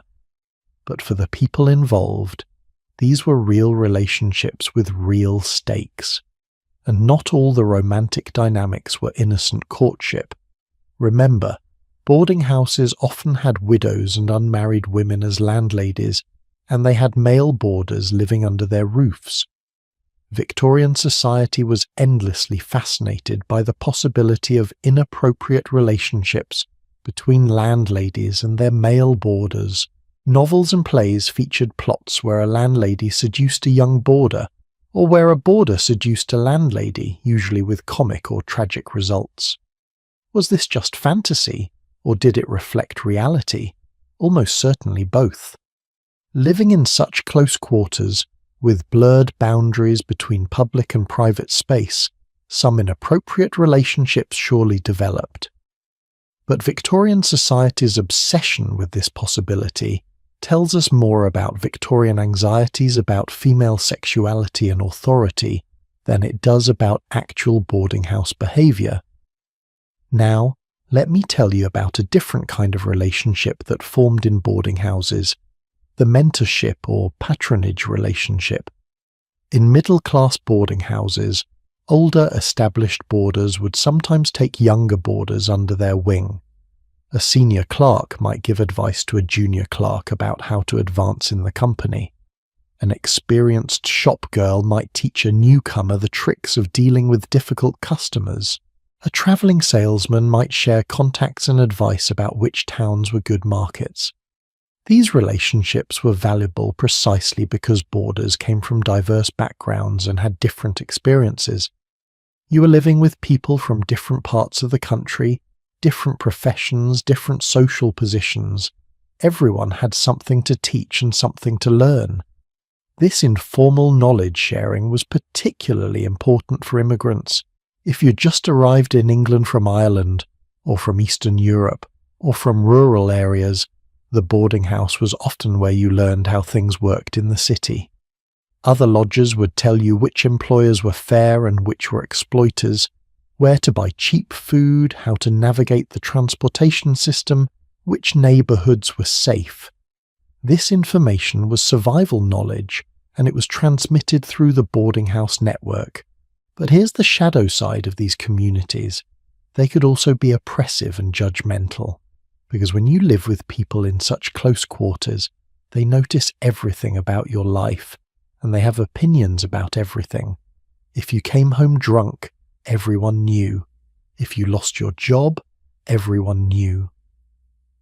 If you were seeing someone the landlady didn't approve of, everyone knew. There was no anonymity, no privacy, no escape from social surveillance. For some people, especially those with secrets to hide or unconventional lives to lead, this was stifling.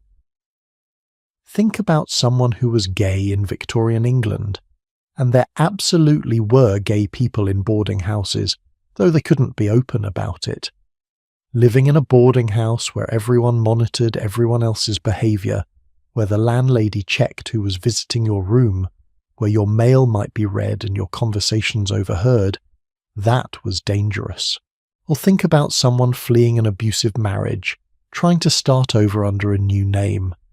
The very thing that made boarding houses feel like community, the intimacy, the knowing, also made them threatening for anyone who needed to hide. And this brings up an important point about these boarding house communities. They were based on a fundamental contradiction. They created intense intimacy without true belonging. You shared your daily life with these people, your meals, your space, sometimes your troubles. But you didn't choose them, and they didn't choose you. You were thrown together by economic circumstance. And everyone knew that at any moment someone might leave, get a better job, get married, move to a cheaper place, die, disappear. The community was always temporary, always provisional. You couldn't count on it the way you could count on family or chosen friends. This provisionality affected how people related to each other. There's a poignancy in the Victorian letters and diaries that mention boarding house companions. People write about missing someone they lived with for 6 months but never saw again. They write about wondering what happened to so-and-so who suddenly stopped coming to dinner. They write about finding out years later that someone they'd lived with had died or prospered or fallen even further into poverty. These were relationships that mattered, but they were also relationships that ended without ceremony or closure. You just went on with your life. Let me share one more detail that I think captures the strange intimacy of boarding house life. In many establishments, the boarders had their own cups, their own places at the table, sometimes even their own napkin rings. These small personal items marked your place in the household. Your cup sat on the shelf with everyone else's cups, each one slightly different. Maybe one was chipped, maybe one had a faded pattern, maybe one was a gift from home. At breakfast and dinner, you used your cup and nobody else did. And when you left the boarding house, your cup would be put away or given to someone else, and it was as if you'd never been there. But while you were there, that cup was yours. It was a tiny claim to belonging, to having a place in this temporary community. So what can we learn from these strange, intense provisional communities? I think they teach us something important about human adaptability. The Victorians didn't want to live in boarding houses for the most part. It wasn't anyone's first choice. But forced into these circumstances by economic necessity, they created social structures that worked. They developed unwritten rules, informal hierarchies, ways of getting along. They found moments of connection and even joy in difficult situations. They prove that humans can build community almost anywhere, given enough time and motivation. But I also think these boarding house communities teach us something about what we've lost in our pursuit of privacy and independence. We've gained so much: our own spaces, our own routines, freedom from unwanted social interaction. But we've also lost the daily practice of navigating difference, of learning to live with people who aren't like us, of being part of something larger than ourselves even when it's inconvenient. The Victorian boarder couldn't choose to skip dinner and eat alone, and that was constraining, certainly. But it also meant they were never completely alone, never able to disappear entirely from social connection. Is that better or worse than our modern isolation? I honestly don't know. It's just different, with different costs and different benefits. What I do know is that these communities existed in a state of constant tension, between intimacy and surveillance, between belonging and exclusion, between solidarity and competition. And nowhere was this tension more visible than in the secrets people kept from each other, or tried to keep. Because for all the forced intimacy of boarding house life, people were still hiding things. Some of those secrets were mundane: a debt, a failed business, a broken heart.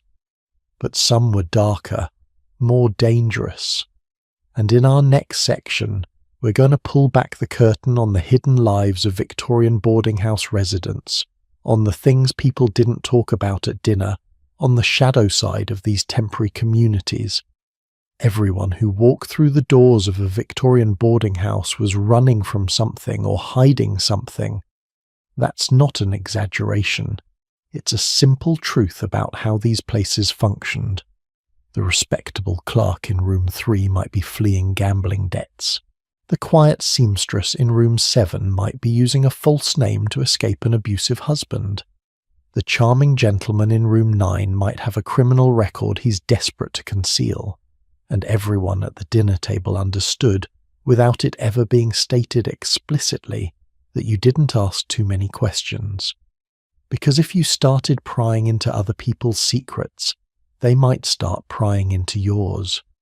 Tonight, we're stepping into the shadow world of the boarding house, the world of hidden identities, criminal networks, forbidden relationships, and the dangerous game of keeping secrets while living in a space where privacy barely existed.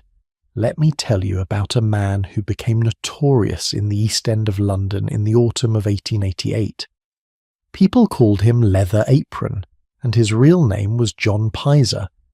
He was a boot finisher by trade, someone who worked with leather, which is where the nickname came from, and he lived in the common lodging houses around Spitalfields. Multiple witnesses reported seeing him at Crossingham's lodging house on Dorset Street, the same establishment where Annie Chapman had stayed. After the first few Jack the Ripper murders, panic spread through the East End, and people started looking for suspects. Leather Apron became one of the prime suspects, not because there was actual evidence against him, but because he had a reputation for threatening women, and because he fit the profile of the kind of person people expected the killer to be: a rough man living in rough lodging houses. Here's what's fascinating about the Leather Apron case. The deputy keepers and regular lodgers at various boarding houses knew exactly who he was and where to find him. When police came looking for John Pizer, multiple lodging house residents could identify him by sight. One resident at Crossingham's, a man known only as West, claimed to know Leather Apron and had seen him at the lodging house multiple times. Another witness said he'd seen Pizer at a different lodging house wearing a deerstalker hat and behaving threateningly toward a woman. So threatening that he'd been ejected and refused entry on subsequent visits. The lodging house network knew this man, knew his behaviour, knew his patterns, and yet they'd let him stay, let him come and go, because that's how the system worked. Unless someone actually committed a crime on the premises, the lodging houses accepted anyone who could pay 4p. Now, Pizer turned out not to be Jack the Ripper. He had alibis for the murders, and he was eventually cleared. But the case reveals something important about boarding houses as spaces of anonymity. If you wanted to hide in plain sight in Victorian London, a lodging house was the perfect place. No one asked for identification. No one checked your background. You gave a name, it didn't have to be your real name, and as long as you paid your 4p and didn't cause too much trouble, you could stay. And if people did start asking questions, you could simply move to a different lodging house a few streets away and start fresh with a new name. This made lodging houses incredibly attractive to criminals. Not just violent criminals like whoever Jack the Ripper actually was, but thieves, pickpockets, confidence men, forgers, people engaged in prostitution, people running from the law. The police knew this, of course. After the Ripper murders, police raided multiple lodging houses in Whitechapel, searching for suspects and evidence. They interviewed hundreds of lodgers. But what they found was a wall of silence. Nobody had seen anything. Nobody knew anything. Even when police were standing right there asking direct questions, lodgers protected each other by simply claiming ignorance. Why? Partly because many lodgers were themselves engaged in illegal activities or had reasons to avoid police attention, but partly because there was a genuine ethic of solidarity. The police represented authority, the establishment, the people who made the laws that kept poor people poor. The lodgers represented each other, fellow sufferers in an unjust system. So you didn't help the police, even if you actually had information. You just didn't. Now let me tell you about a different kind of secret, the kind that respectable boarding houses harboured. There's a detail from Victorian boarding house life that appears in multiple sources, and it's so specific that it has to be based on reality. The phenomenon of the double-doss beds, or what were euphemistically called married couples accommodations. Remember, by law, common lodging houses were supposed to keep unmarried men and women separate, but many lodging house keepers found a profitable loophole. They could rent beds to couples who claimed to be married. And here's the thing, they didn't actually check whether the couples were married or not. As long as two people showed up together and paid for a double bed, the keepers asked no questions. So what happened? Well, lodging houses became places where prostitutes could bring clients. They became places where people conducting affairs could meet. They became places where couples living together outside of marriage, which was considered deeply scandalous in Victorian society, could find accommodation without judgment. The census records from Dorset Street in 1911 show that number 28 through 30 had 75 cubicles for married couples. 75 in 13 rooms. Do you honestly think all 75 of those couples were legally married? The lodging house keepers knew exactly what was happening, but they benefited financially from not knowing officially. It was a perfect system of willful ignorance, and this created a strange situation where lodging houses operated as unofficial zones of moral flexibility. Inside a lodging house, the normal rules of Victorian respectability were suspended, or at least relaxed. People who couldn't live together openly in regular society could live together in a lodging house. Women who couldn't work in prostitution openly on the streets, or who tried to avoid street work because it was so dangerous, could operate more safely out of lodging houses. The keepers often took a cut of the earnings, which is why they tolerated and even facilitated this activity. By some estimates, in October of 1888, there were approximately 1,200 women working as prostitutes in Whitechapel, and many of them used the common lodging houses as their base of operations.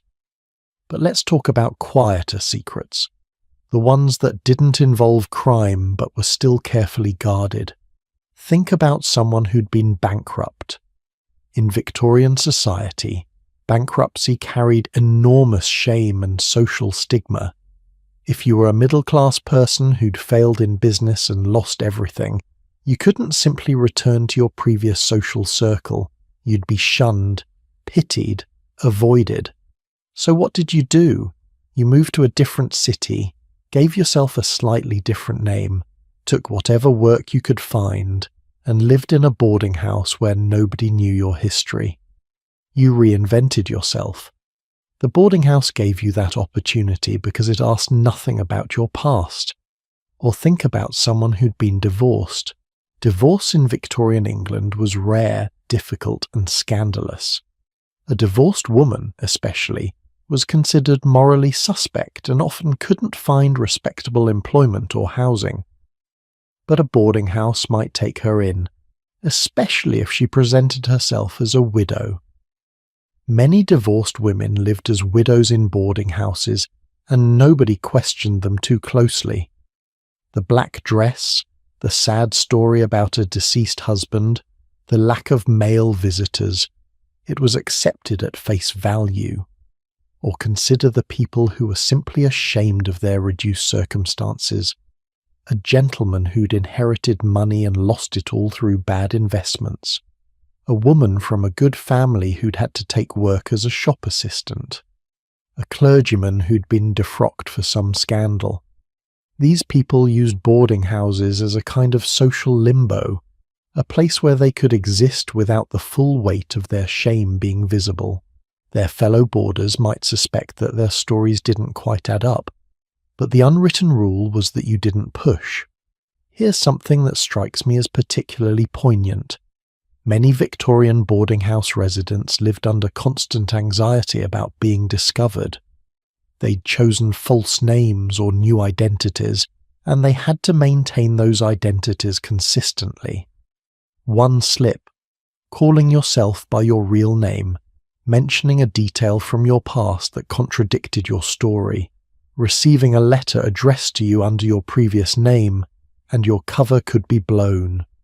Can you imagine living like that? Always monitoring what you said, always maintaining a performance, always worried that someone from your past might walk into the boarding house and recognize you. And yet, despite this anxiety, people chose boarding houses precisely because they offered this possibility of reinvention. In Victorian society, your past followed you everywhere, through letters of reference, through social networks, through family connections. But in a boarding house, especially in a big city like London or Manchester, you could cut those ties. You could be whoever you claimed to be. It was liberating and terrifying in equal measure. Now let me tell you about the criminal networks that operated through lodging houses, because this is where things get genuinely dark. The common lodging houses weren't just places where individual criminals happened to stay. They were nodes in organized criminal networks. Thieves used lodging houses to fence stolen goods. Pickpockets taught their trade to children in lodging house kitchens. Yes, children, because many lodging houses housed families and orphan children alongside adults. Street gangs used specific lodging houses as their headquarters, and everyone in the area knew which lodging houses belonged to which gangs. There's documented evidence of this from newspaper reports and from the investigations that followed the Jack the Ripper murders. Police noted that certain lodging houses were known to be frequented by thieves, and going into these establishments to make arrests was dangerous. The other lodgers would often physically interfere with police, even if they didn't know the person being arrested. It was a matter of principle. Police were outsiders. threats to the whole community, and you resisted them on principle. And here's where the moral complexity becomes really challenging, because some of the criminal activity in lodging houses was genuinely predatory and harmful. Theft from people who could ill afford to lose anything, violence, exploitation. But some of it was simply survival crime. Stealing food because you were starving, pickpocketing because you couldn't find legitimate work, selling stolen goods because it was the only way to pay your fourpence for the night. The line between victim and perpetrator was often blurred in lodging houses, with the same person occupying both roles at different times. Let me tell you about one specific incident that illustrates this complexity. On May 26, 1901, 13 years after the Ripper murders, a woman named Mary Ann Austin was found stabbed in one of the cubicles at Crossingham's lodging house, the same building that had housed Annie Chapman. Mary Ann was 28 years old, and she'd been living at the lodging house with her husband, William Austin. They'd been drinking, both of them, heavily, and at some point an argument had escalated into violence, and William had stabbed Mary Ann multiple times. She managed to get to the London hospital but died from her wounds. Now, here's the thing. Multiple residents of the lodging house must have heard this fight. The cubicles had no soundproofing, remember. They were separated by thin walls with chicken wire on top, but nobody intervened.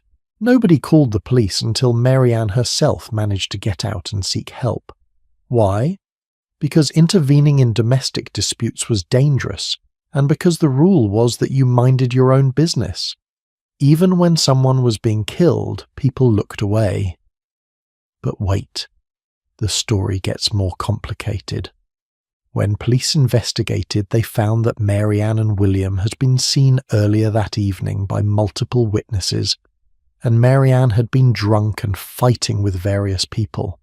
One witness, a woman named Mary Coombs, said she'd seen Mary Ann with a man who wasn't her husband, and the man had been wearing a dark jacket and cap.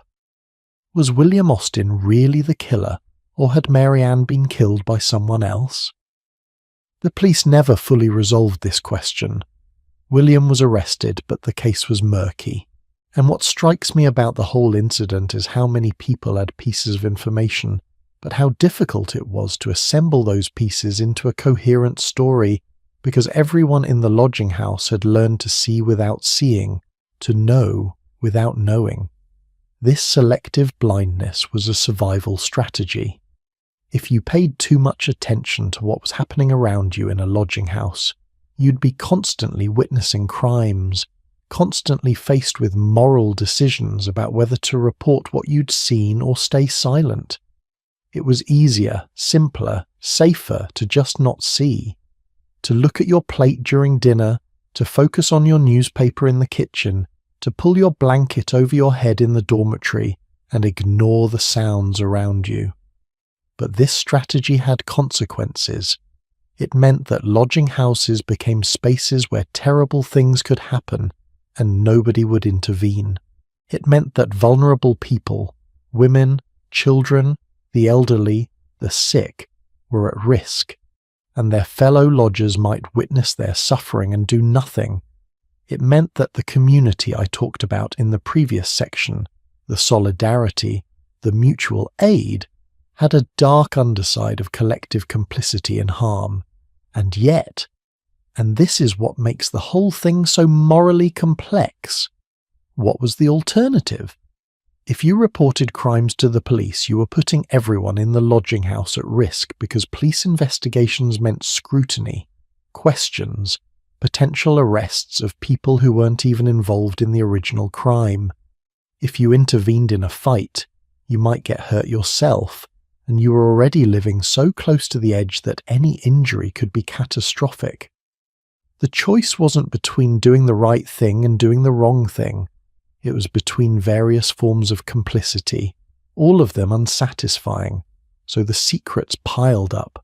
The man in room 4 who might be using a false name, the woman in room 7 who might not actually be a widow, the couple in the double bed who might not be married, the children in the kitchen who might be being trained as pickpockets, the deputy keeper who might be taking a cut from the prostitutes operating out of the building, the regular lodgers who might have witnessed a crime but would swear they saw nothing. Layer upon layer of things that everyone knew but nobody acknowledged. And here's what I find most interesting about all these secrets. They were enabled by the architecture we talked about earlier. The thin walls meant you could hear everything but couldn't be sure what you'd heard. The crowded conditions meant you saw everyone constantly but couldn't track individuals closely. The transient population meant that people came and went so frequently that strange faces didn't stand out. The lack of official documentation meant there were no records of who'd stayed where and when. The entire physical and social structure of the lodging house was perfectly designed for keeping secrets while living in apparent openness. So we have these spaces, these Victorian boarding houses, that were simultaneously transparent and opaque. Everyone could see everyone else, but nobody really knew anything for certain. Everyone had their suspicions, but confirming those suspicions would have required breaking the unwritten rules that made communal living possible. It was a delicate balance, and it could tip into chaos very easily. When it did tip, when secrets exploded into public violence, like the Ripper murders or the Mary Ann Austin case, the whole system was exposed and scrutinized. But most of the time, the secret stayed secret, and the lodging houses continued to function as spaces where people could hide in plain sight. But not everyone in boarding houses was hiding something criminal or shameful. Some people were simply trying to survive, trying to build lives, trying to protect themselves and each other. And among those people were some of the most vulnerable residents of boarding houses, women living alone, without male protection, in a society that considered unaccompanied women to be either pitiable or dangerous. Their stories deserve their own telling, and that's where we're heading next, into the particular challenges and particular strengths of women alone in the boarding house world. In Victorian England, a woman alone was considered either tragic or suspicious, and often both. If she was unmarried past a certain age, society pitied her as a spinster who'd failed at her primary purpose, finding a husband. If she was widowed, society expected her to mourn perpetually and live quietly. If she was working for wages, society questioned her morals. And if she was living in a boarding house without family protection, society assumed the worst. Yet thousands upon thousands of women lived exactly this way, navigating a world that didn't want them to exist independently but gave them no other choice. Their stories are some of the most compelling and heartbreaking from the boarding house era, because these women were performing an impossible balancing act, trying to survive economically while maintaining respectability, trying to protect themselves while living in spaces designed with no thought for their safety, trying to build lives in a society that fundamentally didn't believe women should be living alone at all. Let's start with a type of boarding house that rarely gets mentioned in history books: the single women's houses. These were lodging establishments that catered exclusively or primarily to women. In the better neighbourhoods, these might be respectable boarding houses run by landladies who took in working women, shop assistants, teachers, governesses between positions, women doing needlework or other piecework from home. In the East End, there were common lodging houses designated for women only, where the poorest women, those selling flowers or matches or their own bodies, could find a bed for fourpence. The women-only lodging houses had rules that were supposed to protect residents. Men weren't allowed past the entrance, or were only allowed in certain areas at certain times. The sleeping quarters were strictly segregated. Some establishments even had female deputy keepers rather than male ones, on the theory that women would be safer with female authority figures, and to some extent this worked. Women who stayed in single-sex lodging houses faced less immediate physical danger than those in mixed establishments, but they also faced specific vulnerabilities, because everyone, from the police to social reformers to the general public, assumed that a lodging house full of women living alone must be a front for prostitution. And sometimes it was, but often it wasn't, and the women living there found themselves tarred with that assumption regardless of their actual circumstances. Let me tell you about the case of Elizabeth Stride, one of the women murdered by Jack the Ripper. Elizabeth was 44 years old when she died on September 30th, 1888. She was Swedish by birth. Her original name was Elizabeth Gustafsdotter, and she'd immigrated to England as a young woman. She'd been married to a carpenter named John Stride, but the marriage had broken up, and John had died in 1884. Elizabeth told people she was a widow, which was technically true, though she didn't mention that they'd been separated for years before his death. By 1888, Elizabeth was living in a common lodging house at 32 Flower and Dean Street in Whitechapel. This was one of the most notorious streets in the East End, described by contemporaries as having lodging houses that were perhaps the foulest and most dangerous in the whole metropolis. Elizabeth supported herself through a combination of work. She did charring, which meant cleaning houses, and she sewed, and she sometimes sold flowers on the street. And yes, she almost certainly engaged in prostitution when other work wasn't available, because that's what women in her position had to do to survive. But here's what I want you to understand about Elizabeth. She wasn't a passive victim waiting for tragedy. She was actively managing a difficult life. She had relationships. There was a man named Michael Kidney, who she lived with off and on, though the relationship was turbulent and she'd left him several times, returning to the lodging house when things got bad. She had friends among the other women in the lodging house. She had convictions for drunkenness, yes, but she also had periods of sobriety and attempts at reform. She was, in short, a complete person trying to navigate impossible circumstances. And on the night she died, she was simply trying to earn enough money to pay for her bed, just like we discussed with Polly Nichols and Annie Chapman. The deputy keeper at her lodging house later testified that Elizabeth had been there earlier in the evening but hadn't been able to pay. So she went out to try to earn fourpence, and she never came back. 3 of Jack the Ripper's 5 canonical victims, Mary Nichols, Annie Chapman, and Elizabeth Stride, had all at various times lived in lodging houses on Flower and Dean Street. Think about that for a moment. 3 women, all in their 40s, all struggling with alcoholism, all doing whatever work they could find, all sleeping in the same network of lodging houses. They might have known each other. They almost certainly knew of each other. They were navigating the same streets, the same lodging houses, the same desperate economics. And when the murders started, the other women in these lodging houses must have been terrified, because it could have been any of them. Every woman in those East End lodging houses was vulnerable in exactly the same way.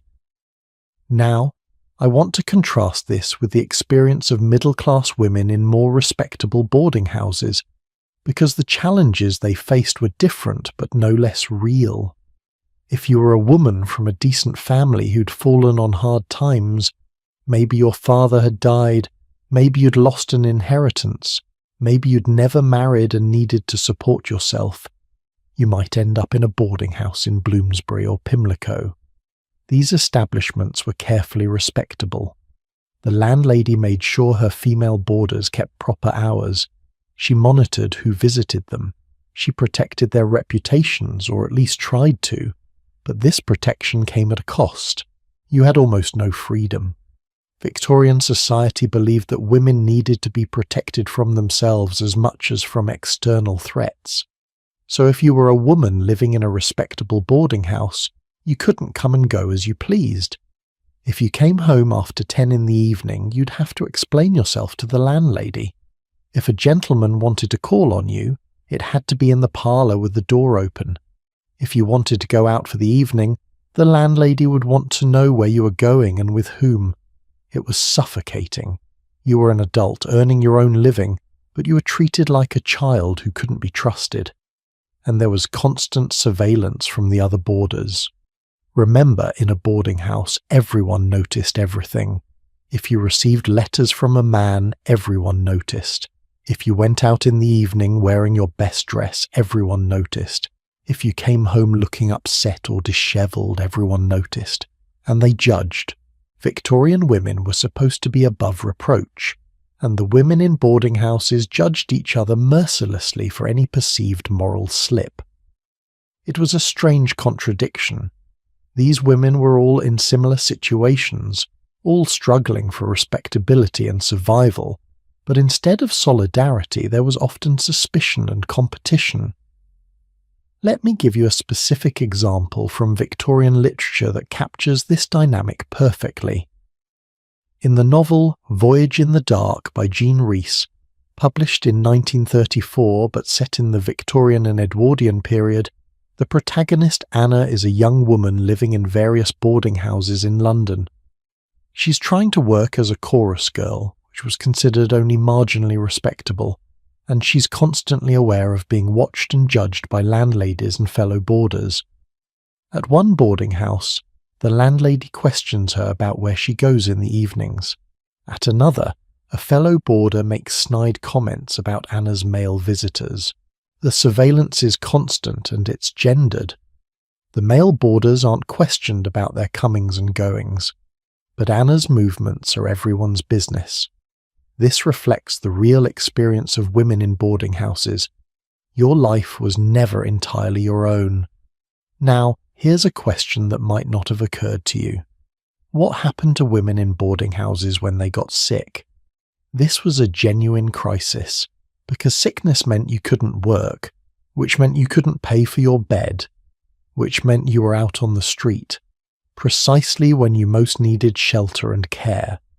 For women in the poorest lodging houses, getting seriously ill was often a death sentence. Maybe someone would help you for a day or two, but if you couldn't recover quickly and get back to earning, you'd be evicted. The workhouse hospital was an option, but it was a last resort. Conditions were terrible, and there was enormous stigma attached to entering the workhouse for any reason. Annie Chapman, whose story we've touched on before, was dealing with this exact situation in her final days. She'd been beaten up in a fight at her lodging house and was in considerable pain. Her friend Amelia Palmer met her on the street and was shocked by how sick Annie looked. Annie herself said she felt too ill to do anything, but she couldn't afford to rest. She had to keep working, keep trying to earn money, because the alternative was the street. And when sickness intersected with poverty intersected with being female, the result was often catastrophic vulnerability. But let me tell you about women who managed to create something like safety for themselves within the boarding house system. There's evidence that women in lodging houses formed protective networks. They'd look out for each other, warn each other about dangerous men, share information about which streets were safer to work and which weren't. If a woman was short of her fourpence, sometimes other women would pool coins to help her pay. If a woman was sick, other women might bring her food or watch over her. These networks were informal, unwritten, but they were real, and they were crucial for survival. There's a detail from the Jack the Ripper investigations that illustrates this. After the murders, police interviewed dozens of women who worked as prostitutes and lived in the Whitechapel lodging houses. And what becomes clear from these interviews is that these women had detailed knowledge of the streets, the dangers, the men to avoid. They looked out for each other when they could. They walked home together when possible. They shared information about clients who'd been violent. This wasn't organised or official. It was just women trying to protect each other in a system that offered them no protection.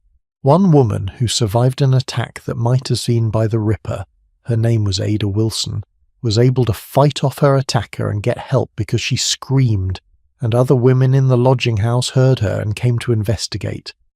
The attacker fled. Ada survived, though she was badly injured. The point is, the community of women in the lodging house potentially saved her life. They responded to her cries for help when they could have ignored them, could have minded their own business as so many people did in these spaces.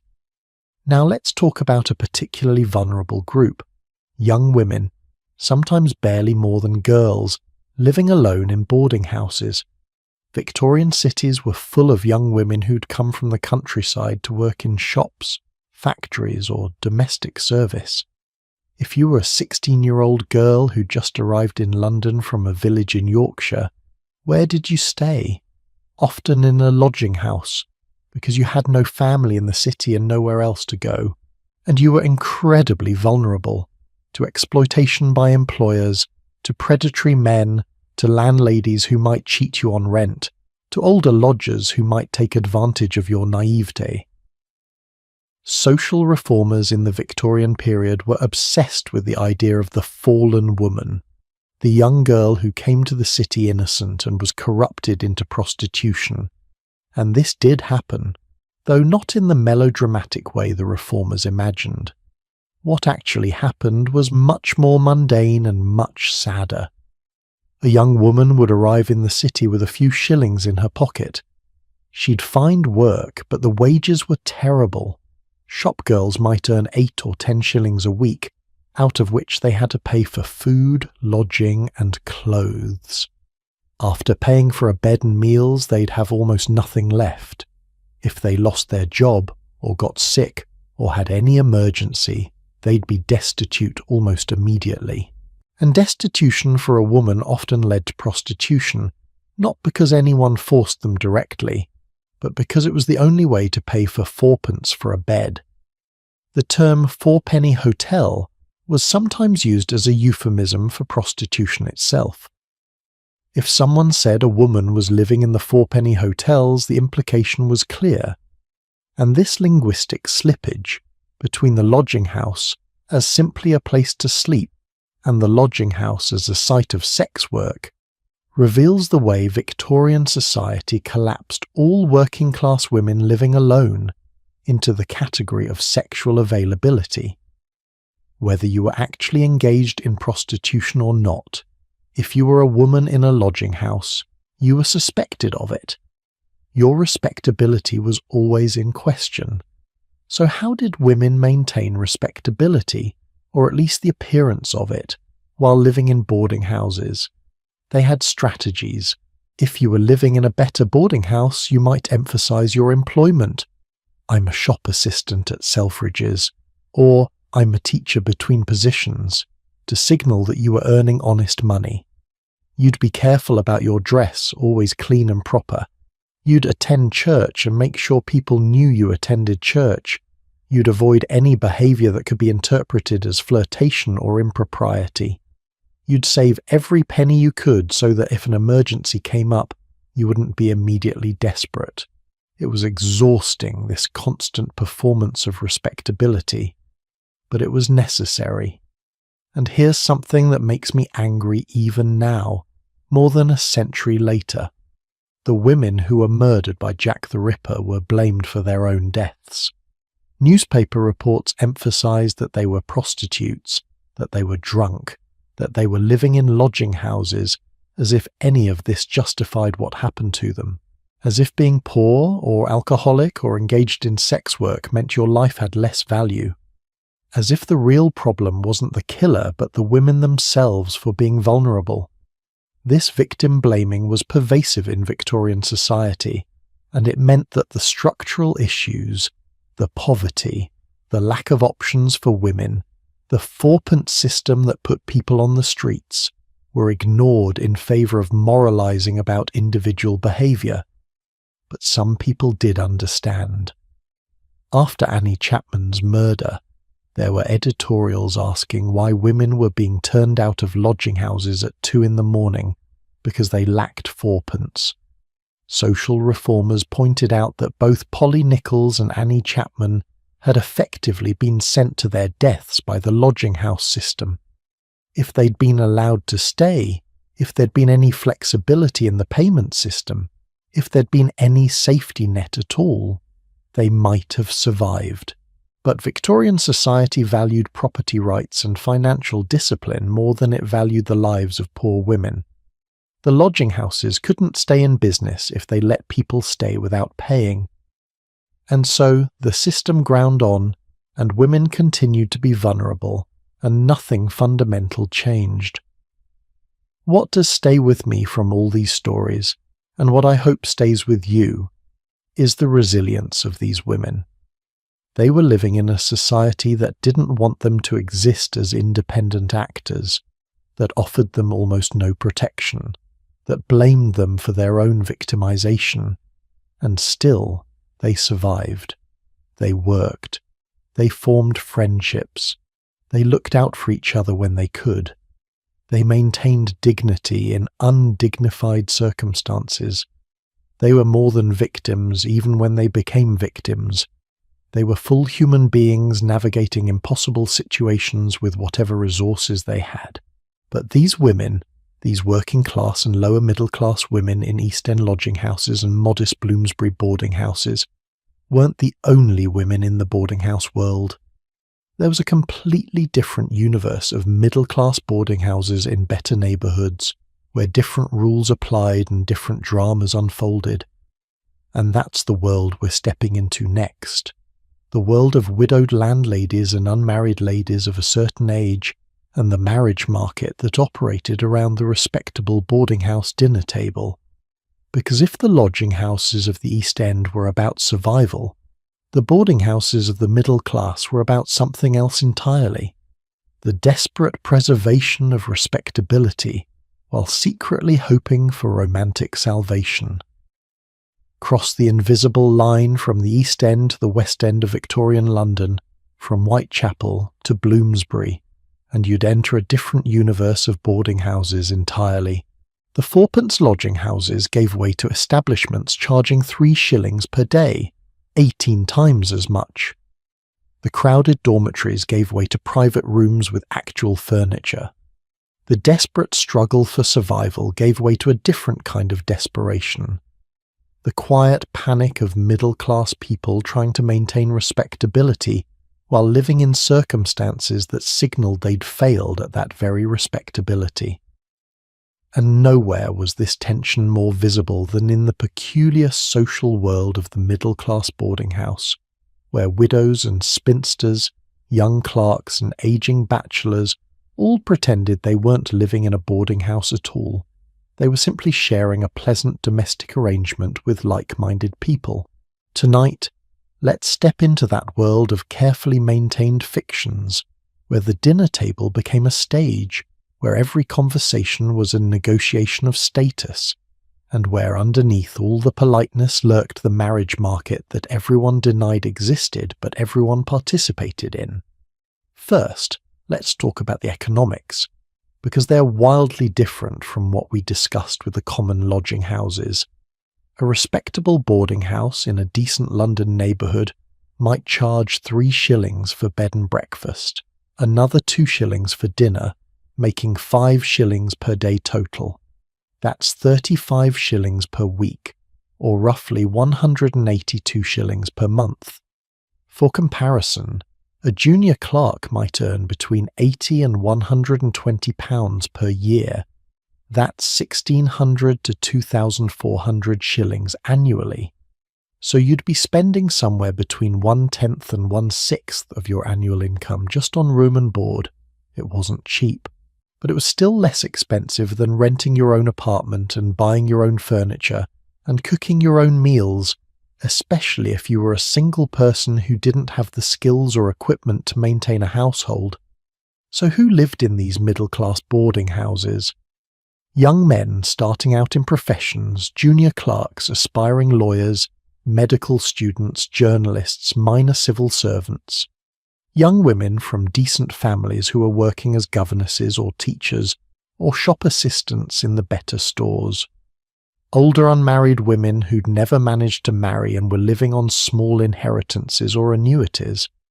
widows and widowers who'd sold their family homes and were living on whatever capital remained, retired military officers on half pay, essentially anyone who'd once been comfortably middle class but whose current circumstances didn't quite support a fully independent middle class lifestyle.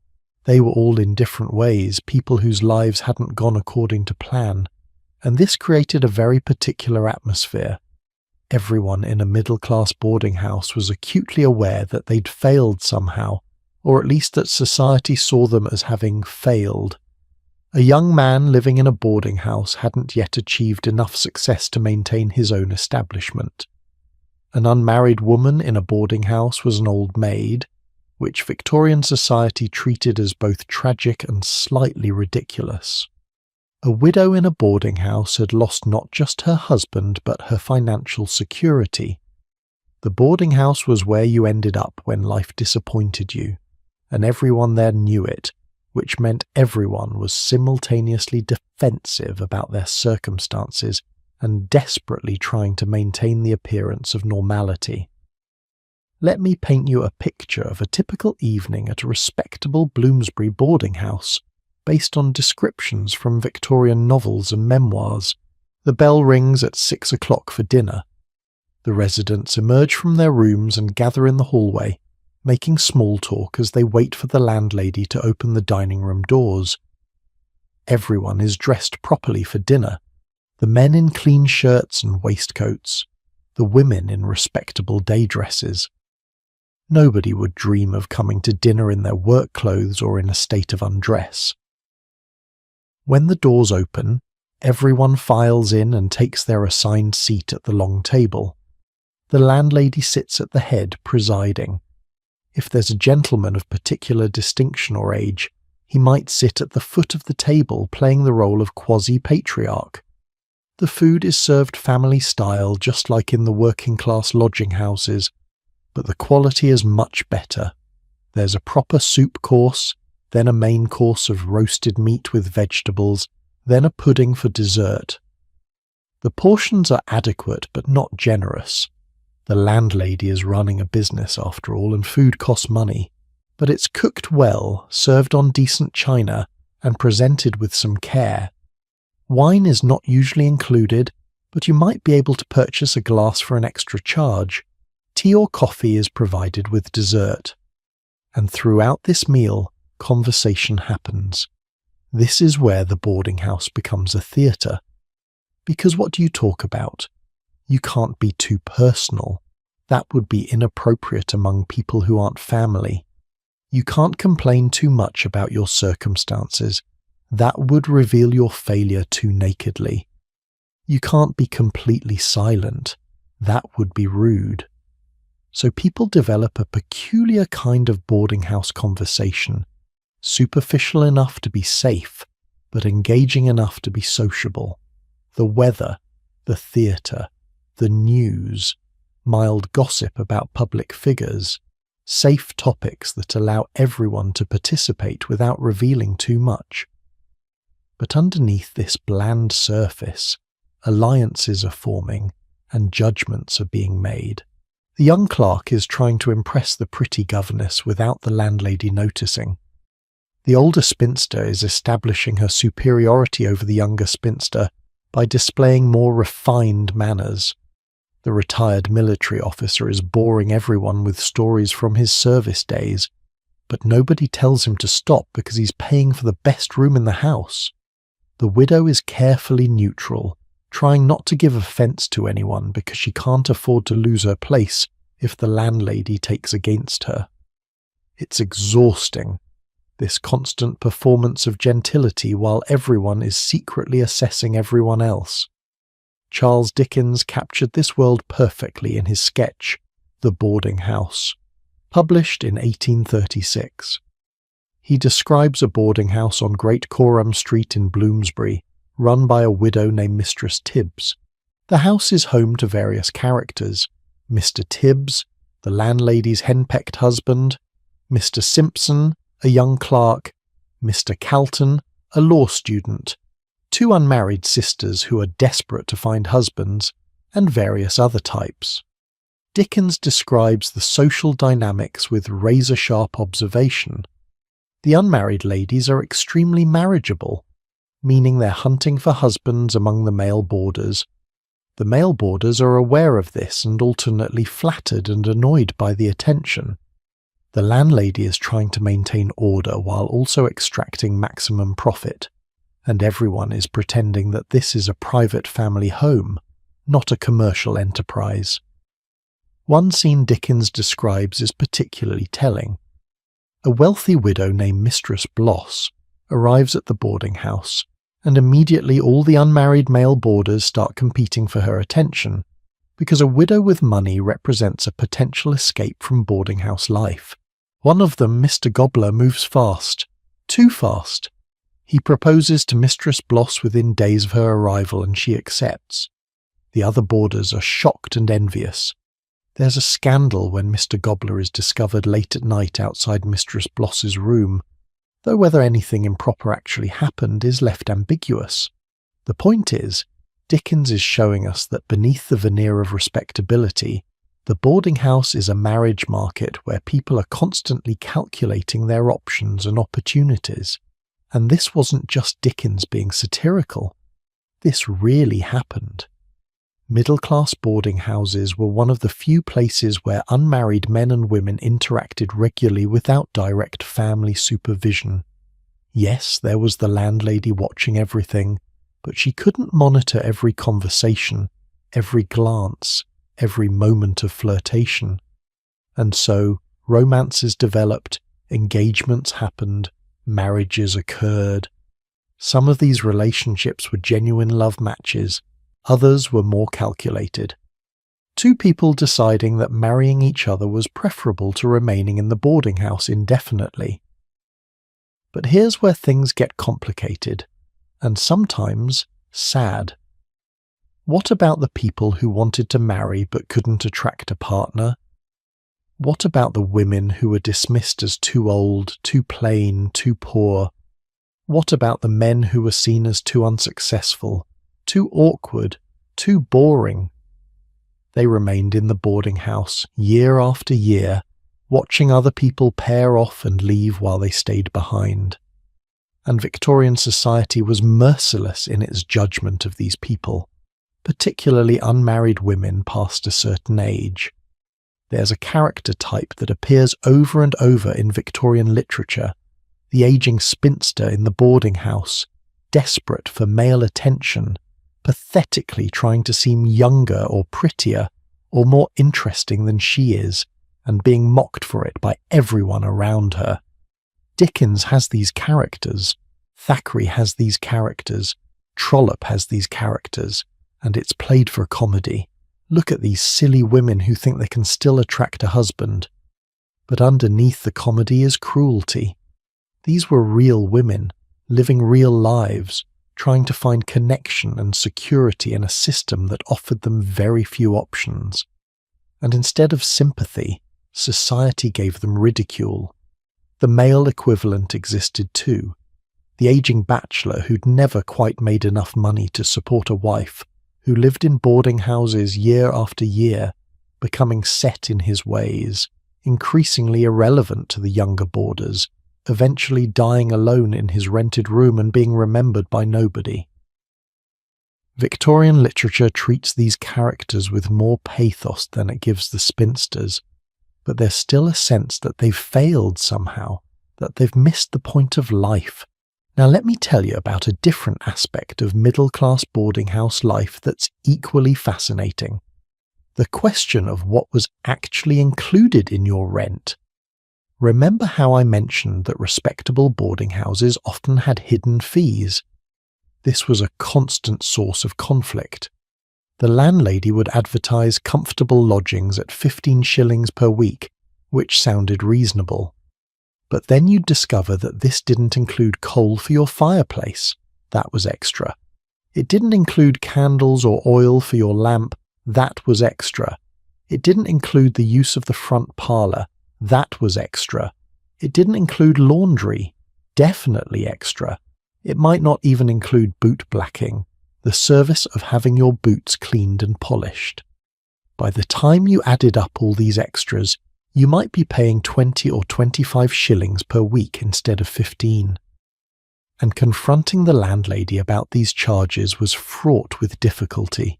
If you complained too much, you might be asked to leave. Remember, you were living in her house, by her rules. She could evict you with relatively short notice, and if she evicted you, she might spread word through her network of other landladies that you were a difficult boarder, making it hard for you to find another place. So most boarders simply paid the extras, grumbled to each other about it, and stayed. This power imbalance between landladies and boarders created interesting dynamics. The landlady was usually a woman, often a widow as we've discussed, and she was in a position of authority over the male boarders in her house. This was unusual in Victorian society, where men typically had authority over women in almost all contexts. But in the boarding house, the landlady could tell male boarders what time they needed to be home, whether they could have visitors, what behaviour was acceptable, and some landladies wielded this power quite strictly. Victorian memoirs are full of stories about tyrannical landladies who inspected rooms for cleanliness, who read their boarders' mail, who interrogated them about where they'd been and who they'd seen. But here's the thing, this authority was precarious. The landlady's power depended entirely on maintaining a full house of paying boarders. If too many boarders left and she couldn't replace them, she'd face financial ruin. So she had to balance being strict enough to maintain order and respectability, while being flexible enough that boarders didn't leave. It was a difficult tightrope to walk. Let me give you a specific example of how this played out. Anthony Trollope, in The Small House at Allington, describes a boarding house run by a widow named Mistress Roper. One of her long-term boarders, a young man named Johnny Eames, is persistently late with his rent. Mistress Roper is caught in a dilemma. If she evicts him, she loses a regular source of income and has to find a new boarder, which isn't guaranteed. If she lets him stay without paying, she sets a precedent that other boarders might try to exploit, and she genuinely can't afford to let people stay for free. So she tries to pressure Johnny into paying, pleading, hinting, eventually threatening, while Johnny promises to pay but never quite does. Trollope shows us Mistress Roper with tears on her face, genuinely distressed about money, and he asks his readers to have sympathy for her position. But most Victorian readers probably saw Johnny as the sympathetic character, the young man struggling to make his way in the world, while viewing Mistress Roper as a grasping landlady. The gendered double standard is striking. Now let's talk about something that might seem minor but actually reveals a lot: the question of privacy and locks. In respectable boarding houses, your room was supposed to be your private space. You paid for it, you kept your belongings there, and theoretically nobody else should enter without your permission. But the reality was more complicated. Landladies and their servants needed to enter to clean, to change linens, to check on the condition of the room, and the locks on boarding house doors, when they existed at all, were often flimsy and easily opened, which meant that your private space was never entirely private. This led to a constant low-level anxiety about security. Were your belongings safe? Would someone read your letters? Would the landlady go through your things when you were out? Victorian memoirs mention boarders who kept their valuables in locked trunks, who never left important papers lying around, who assumed that anything in their room might be seen by others. It was a kind of performative privacy. You had your own room, which was more than most working-class people had, but the privacy was more symbolic than real, and this partial privacy shaped behaviour in interesting ways. Boarders learned to have two lives: their public boarding house life, where they were sociable and appropriate, and their private life that they conducted entirely outside the boarding house. If you wanted to drink heavily, you did it at a pub, not in your room. If you were courting someone your landlady wouldn't approve of, you met them elsewhere. If you had habits or interests that were considered questionable, you indulged them away from the boarding house. The boarding house demanded conformity to middle-class respectability, so anything that didn't fit that mold had to happen elsewhere. But here's what I find most interesting about middle-class boarding houses. They represented a kind of arrested development in Victorian terms. The boarding house was supposed to be temporary. You were supposed to live there for a few years while you established yourself in your career, saved money, found a spouse, and moved on to a proper home of your own. The boarding house was a way station, not a destination. But for many people, it became permanent. They lived in boarding houses for decades, moving from one to another but never escaping the system entirely. And this permanent temporariness had psychological effects. It's hard to build a real life when you're always in transition, always in someone else's space, always subject to someone else's rules. Some boarders responded to this by making their rooms as homey as possible, bringing pictures from home, buying small decorative items, arranging their few possessions carefully to create a sense of belonging. Others gave up entirely and lived out of trunks, never unpacking fully, because what was the point if you might have to move again next month? And still others threw themselves into the communal life of the boarding house, trying to create a substitute family from their fellow boarders, because if this was going to be their permanent situation, they might as well try to make the best of it.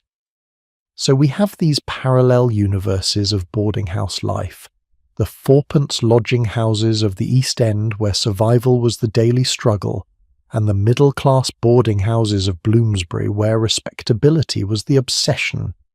Different economics, different social rules, different daily realities, and yet, in both worlds, people were creating communities, forming relationships, trying to build lives within structures that weren't really designed for human flourishing. They were making do, improvising, finding moments of connection and even joy in circumstances that range from difficult to impossible. But there's one more group we haven't talked about yet, the people who made these places run on a day-to-day basis. Not the landladies or deputy keepers we've already discussed, but the servants, the night watchmen, the cooks and cleaners who kept the boarding houses functioning. These were the invisible workers of the boarding house system, and their stories reveal yet another layer of Victorian social complexity. So let's shift our focus one more time to the people who worked in boarding houses but never sat at that dinner table as equals. Every evening at precisely 6 o'clock, dinner appeared on the boarding house table as if by magic. The soup was hot, the meat was carved, the vegetables were arranged on serving platters, and everything arrived at exactly the right moment. The boarders sat down, ate, conversed, and eventually retired to their rooms, leaving behind dirty dishes, soiled linens, crumbs on the carpet, and coal dust from the fireplaces. And the next morning, miraculously, everything was clean again. Fresh linens appeared on the beds. The floors were swept. The fireplaces were cleared and fresh coal was laid ready to be lit. To the boarders, this was simply the natural order of things. They paid their rent, and these services happened. But of course, none of it was magic. Behind every functioning boarding house was an army of workers, mostly women, mostly invisible, mostly earning wages so low that they themselves often lived in lodging houses even worse than the ones they cleaned. Tonight, let's pull back the curtain and meet the people who made Victorian boarding house life possible, the ones who were never invited to sit at that dinner table, but whose labour was absolutely essential to everything we've been discussing. Let's start in a middle-class boarding house in Bloomsbury, the kind we were just discussing. The landlady, let's call her Mistress Roberts, runs an establishment with 8 boarders. To make this work, Mistress Roberts needs help. If she's relatively prosperous, she might employ 2 or 3 servants, a cook, a housemaid, and perhaps a general servant who does whatever's needed. If she's struggling financially, she might do much of the work herself and employ just one maid-of-all-work, a young woman who's expected to do absolutely everything from dawn until late at night for wages of perhaps £20 to £30 per year. That's less than 10 shillings per week, which, remember, is barely enough to pay for a bed in a respectable boarding house, never mind food or anything else. So what did a day look like for a servant in a boarding house? Let me walk you through it, and I want you to really think about the physical labour involved. The servant would wake before dawn, perhaps 5 in the morning or earlier. Her first task was to go through the house lighting all the fires. Every bedroom had a fireplace, the dining room had a fireplace, the parlour had a fireplace. She had to clear out yesterday's ashes, lay fresh coal and kindling, and get each fire burning so that by the time the boarders woke, their rooms would be warming up. In winter, this was especially crucial. Victorian houses were freezing, and boarders expected to wake up to a warm room even if they'd let the fire go out overnight. While the fires were being lit, she'd also start heating water for washing and for breakfast preparation. Remember, there was no hot water on tap. Every drop of hot water had to be heated over the fire, which meant hauling heavy pots and kettles, filling them, putting them on to boil, and then carrying that boiling water wherever it was needed. If the boarding house had 8 bedrooms and each boarder wanted hot water for washing in the morning, that's a tremendous amount of water to heat and carry upstairs. And Victorian servants were expected to be quiet about all this work. You weren't supposed to wake the boarders with your noise, so you hauled heavy water buckets up narrow stairs in silence, trying not to bang anything or breathe too loudly.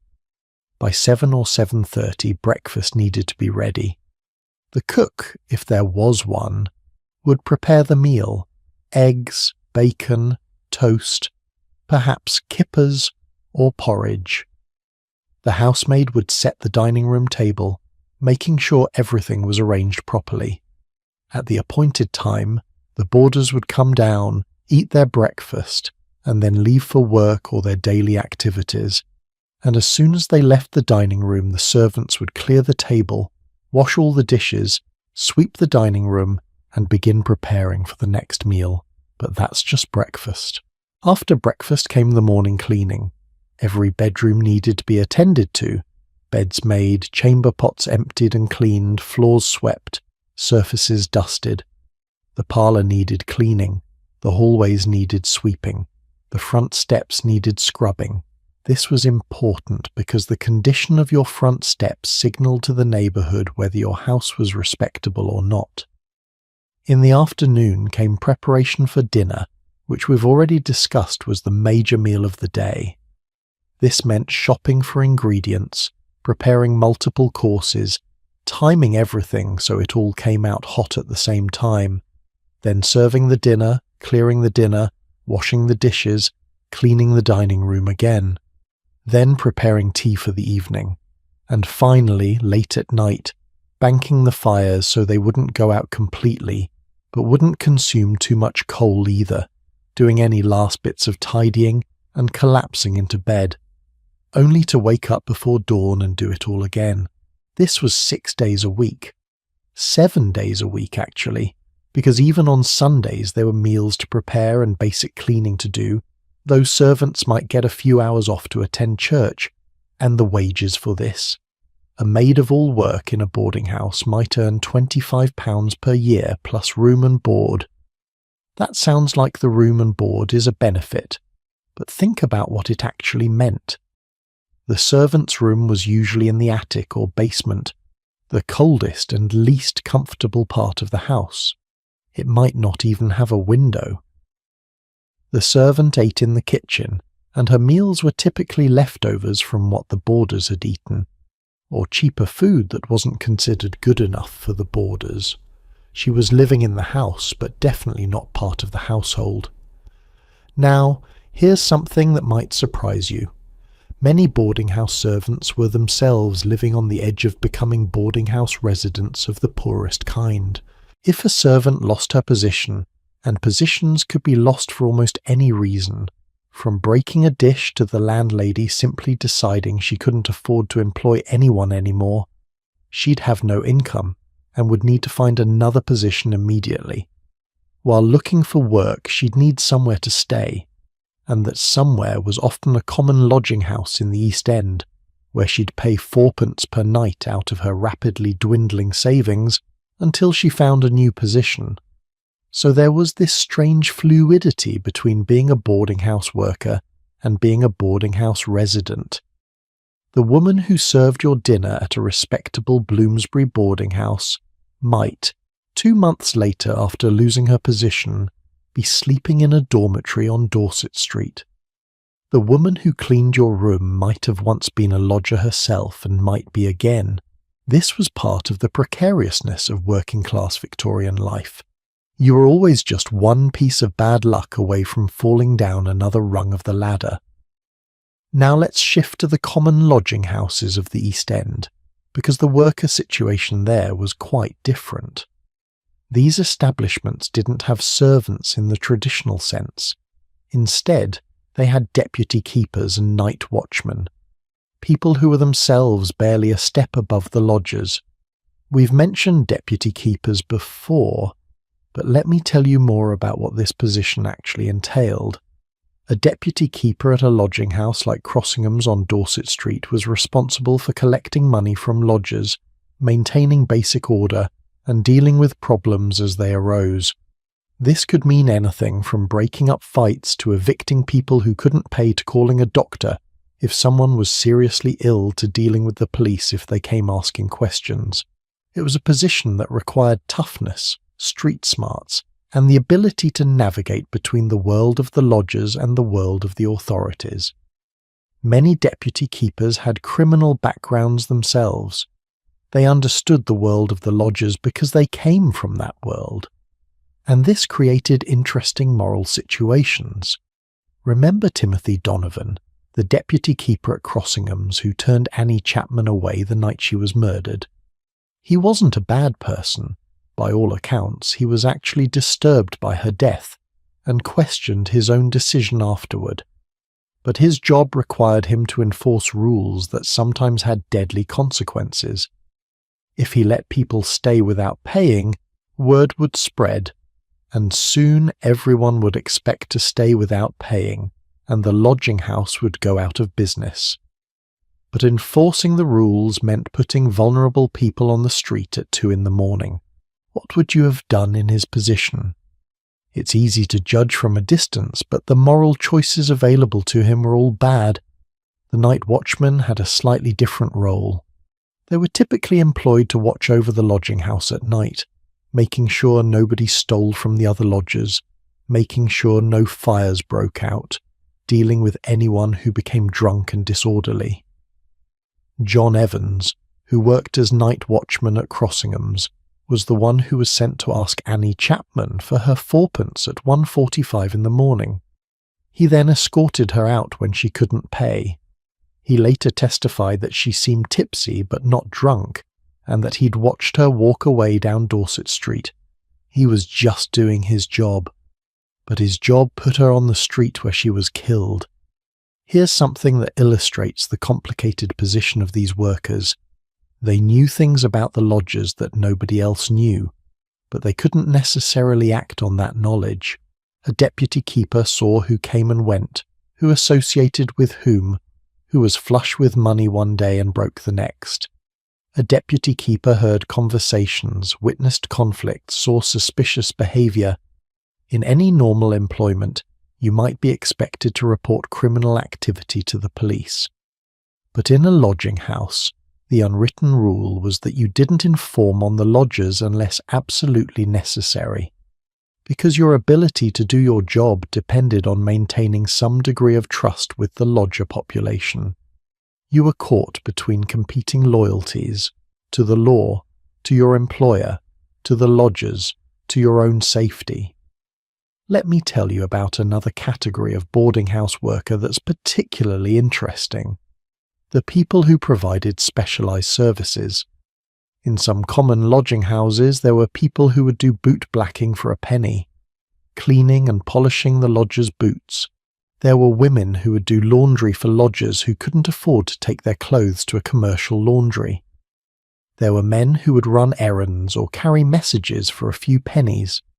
These weren't employees of the lodging house exactly. They were independent operators who worked within the lodging house ecosystem, providing services to lodgers who had a bit of money to spare. And some of these workers were lodgers themselves. They'd pay their fourpence for a bed, and then during the day they'd work providing services to other lodgers, trying to earn enough to pay for the next night's bed. It was a precarious existence, but it was a way of surviving. There's something almost entrepreneurial about it. Finding a niche, providing a service people needed, making a living from very small transactions repeated many times. Now there's one particular type of worker in boarding houses that we need to discuss, though it's uncomfortable. The women who weren't officially employed by the boarding house, but who provided sexual services to lodgers and paid the keeper a cut of their earnings. We touched on this briefly when discussing secrets, but let's be more direct about the economics. In many East End lodging houses, the keepers tolerated and even facilitated prostitution because it was profitable for them.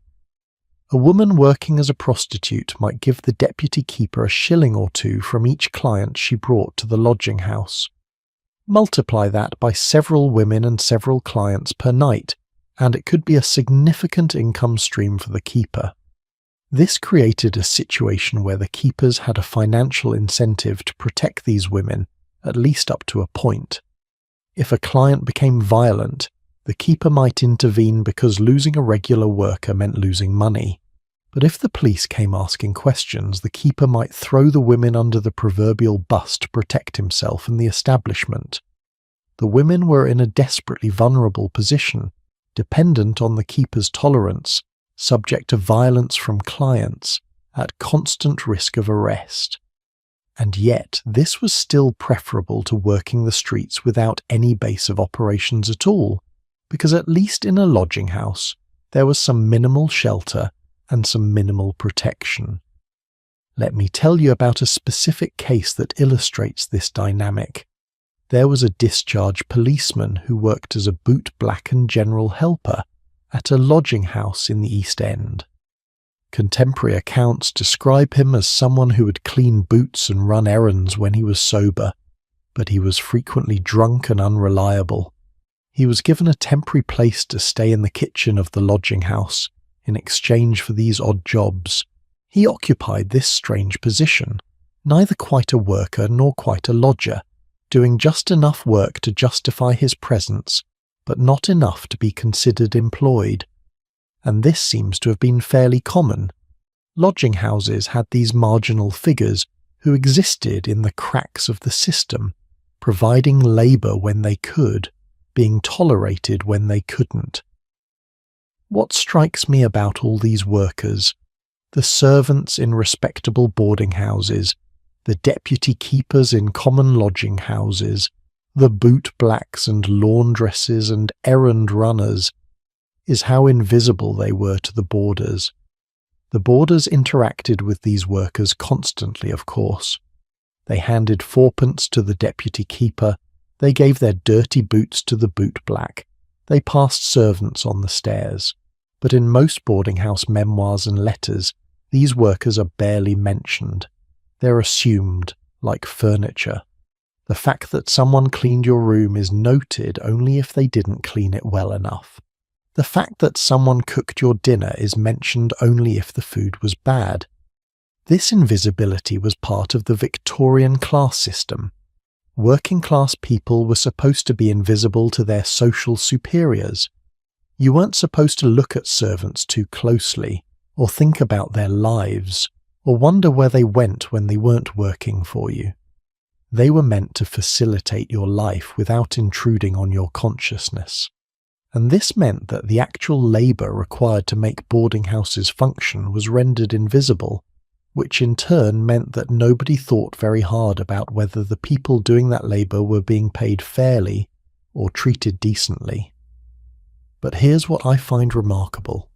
Despite this invisibility, despite the low wages and hard work and precarious conditions, these workers created their own communities and their own forms of dignity. Servants in neighbouring boarding houses knew each other and would gossip together when they were out shopping or doing errands. Deputy keepers in different lodging houses had networks where they'd share information about troublesome lodgers or good strategies for maintaining order. The bootblacks and errand runners in a given neighbourhood would have their own social hierarchies and relationships. These workers weren't just victims of exploitation, though they were exploited.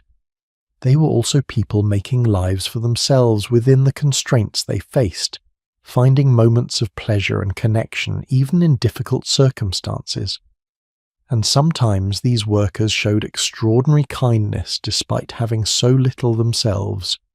There are documented cases of servants in boarding houses helping lodgers who'd fallen on hard times, perhaps sneaking them extra food or not reporting immediately when they couldn't pay their rent. There are cases of deputy keepers in lodging houses showing mercy to lodgers who were sick or desperate, bending the rules when they could get away with it. These acts of kindness were risky. If the landlady or lodging house owner found out, the worker could lose their position. But they happened anyway, because humans help each other even when the system doesn't reward or encourage that help.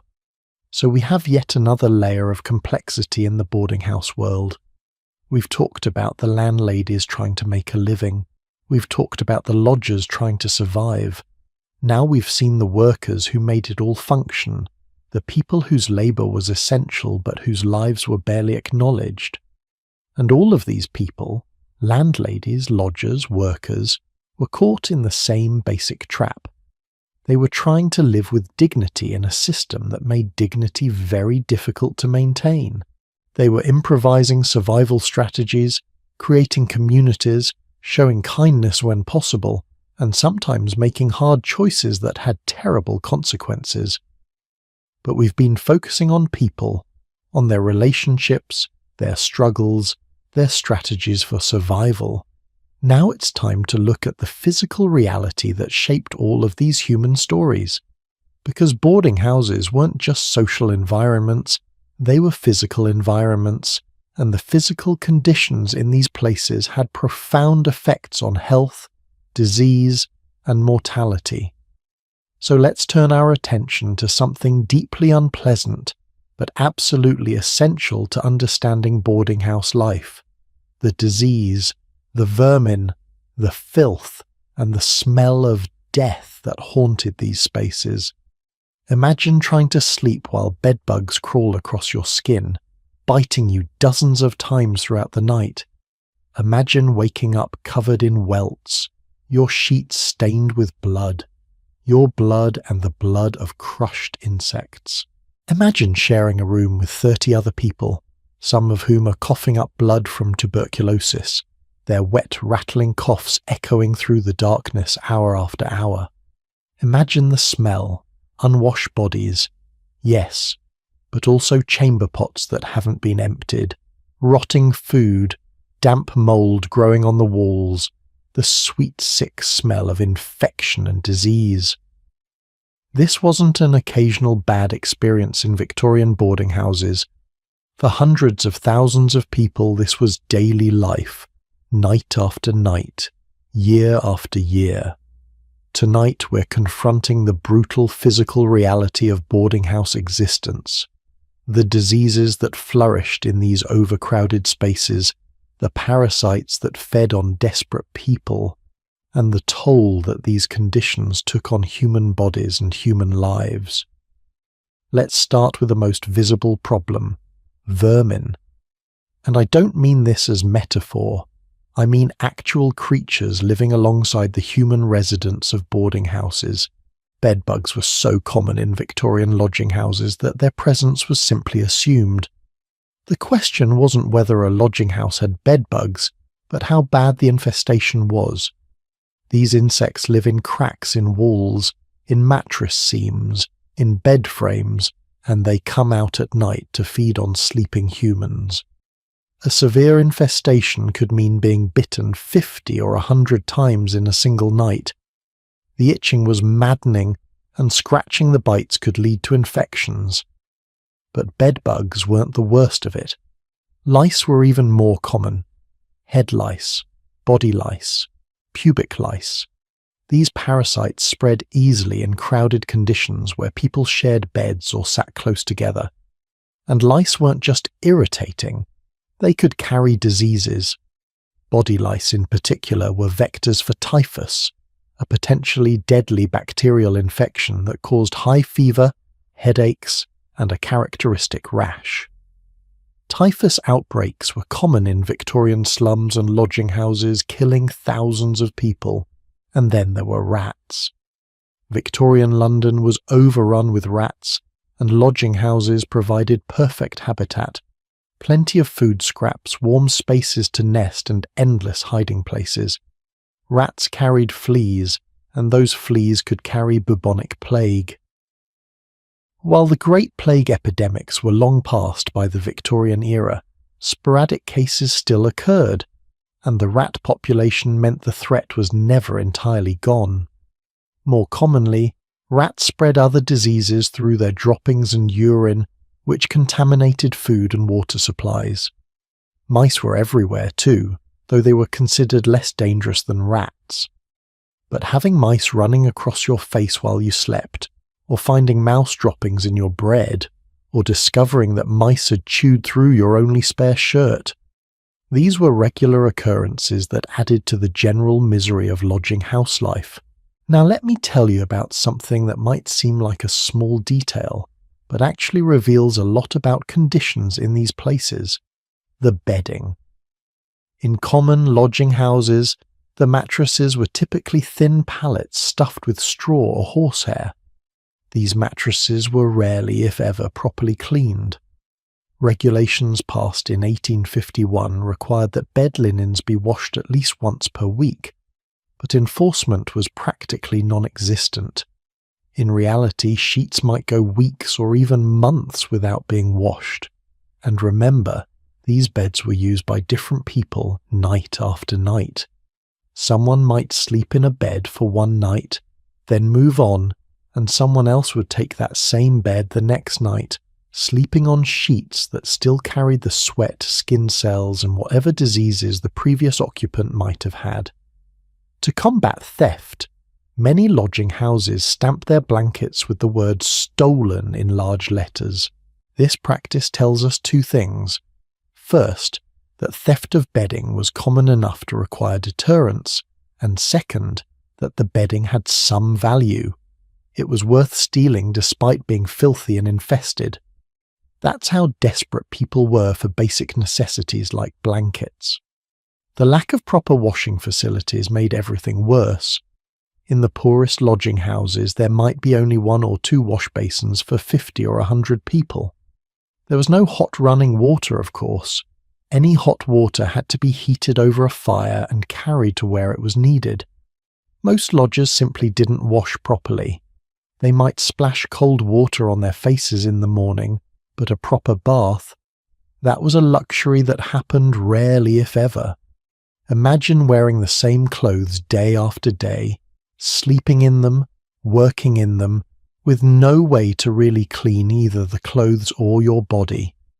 The accumulation of dirt and sweat and grime was inevitable, and this created a vicious cycle. Poor hygiene led to skin diseases, rashes, infections, boils, abscesses. These conditions were painful and ugly, but they were also stigmatizing. If you had visible skin disease, you might have trouble finding work, which meant less money, which meant continuing to live in the same terrible conditions that had caused the disease in the first place. There was no escape. Now let's talk about the disease that Victorian society feared most: tuberculosis, which they called consumption.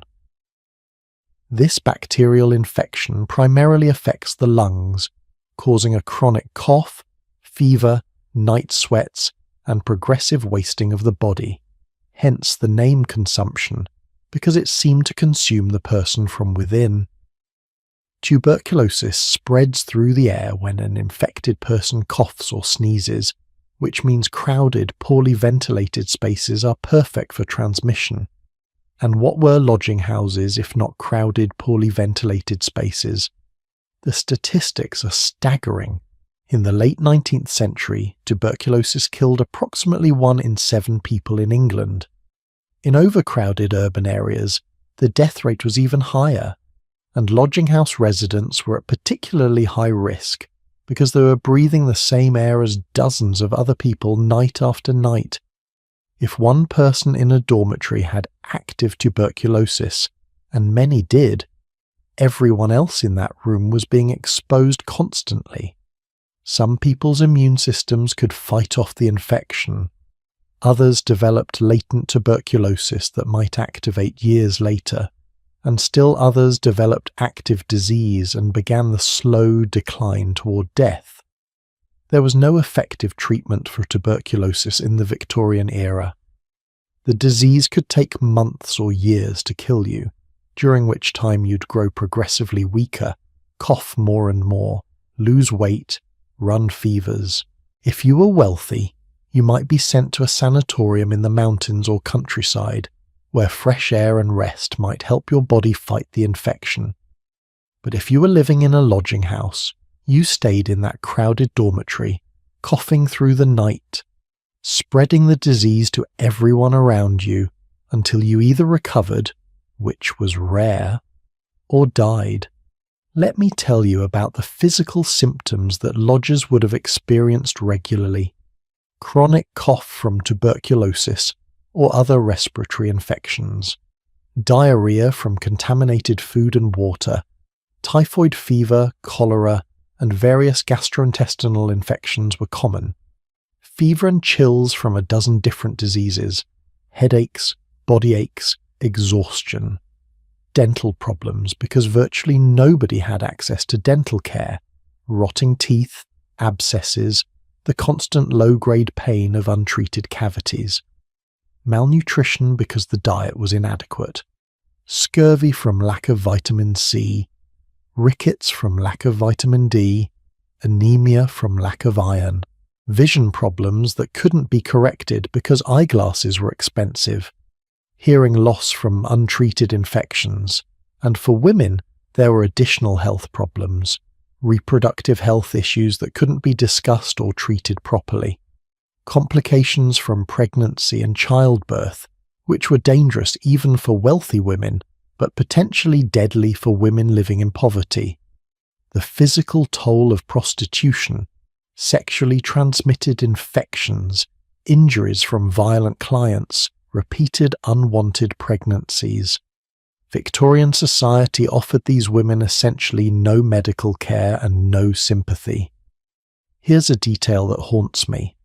George Orwell, writing about London lodging houses in 1932, decades after the Victorian era, but the conditions hadn't changed much, described them as murky, troglodytic caves, where you encountered vermin, general filth, and horrific smells. But he noted that the common lodging house kitchen looked like a corner of the early 19th century which has somehow been missed by the reformers. If conditions were that bad in 1932, imagine how much worse they were in 1888. The Public Health Act of 1875 had established regulations for lodging houses, requiring registration, inspection, limits on overcrowding, and weekly washing of bed linens. But regulations on paper meant nothing without enforcement, and enforcement was minimal. Inspectors were supposed to visit lodging houses regularly to check conditions. But there weren't enough inspectors, they were often underpaid and overworked, and they could be bribed. A lodging house keeper might pay an inspector a few shillings to overlook violations. or the inspector might simply not look too closely because he knew that if he shut down lodging houses for health violations, thousands of people would have nowhere to sleep at all. So the regulations existed mostly as theoretical standards rather than practical requirements. The windows open rule is a perfect example. Regulations required that windows in lodging house dormitories be opened every morning at 10 o'clock for ventilation. This was meant to combat the accumulation of foul air from dozens of people breathing in a closed space all night. But in practice, many lodging house keepers ignored this rule, especially in winter when opening windows meant losing precious heat. And even when windows were opened, an hour of fresh air didn't really solve the fundamental problem of too many people in too little space with inadequate hygiene. Let me paint you a picture of what the air in a lodging house dormitory would have been like. Start with the baseline smell of 30 or 40 unwashed human bodies sleeping in a room designed for perhaps 10 people. Add the smell of chamber pots, large ceramic pots kept under beds or in corners where people could urinate or defecate during the night, because going outside to the privy in the middle of winter or in the dark was too difficult. These pots might not be emptied until morning, so the smell of human waste permeated the room. Add the smell of cheap tobacco. Many lodgers smoked pipes or cigarettes, and the smoke lingered in the air and soaked into every surface. Add the smell of alcohol on people's breath and sweating through their pores. Add the smell of wet wool from damp clothes that never fully dried. Add the smell of rancid fat from the cooking fires. Add the sweet, sickly smell of infection and disease. Now imagine trying to sleep in that air, breathing it all night long, night after night.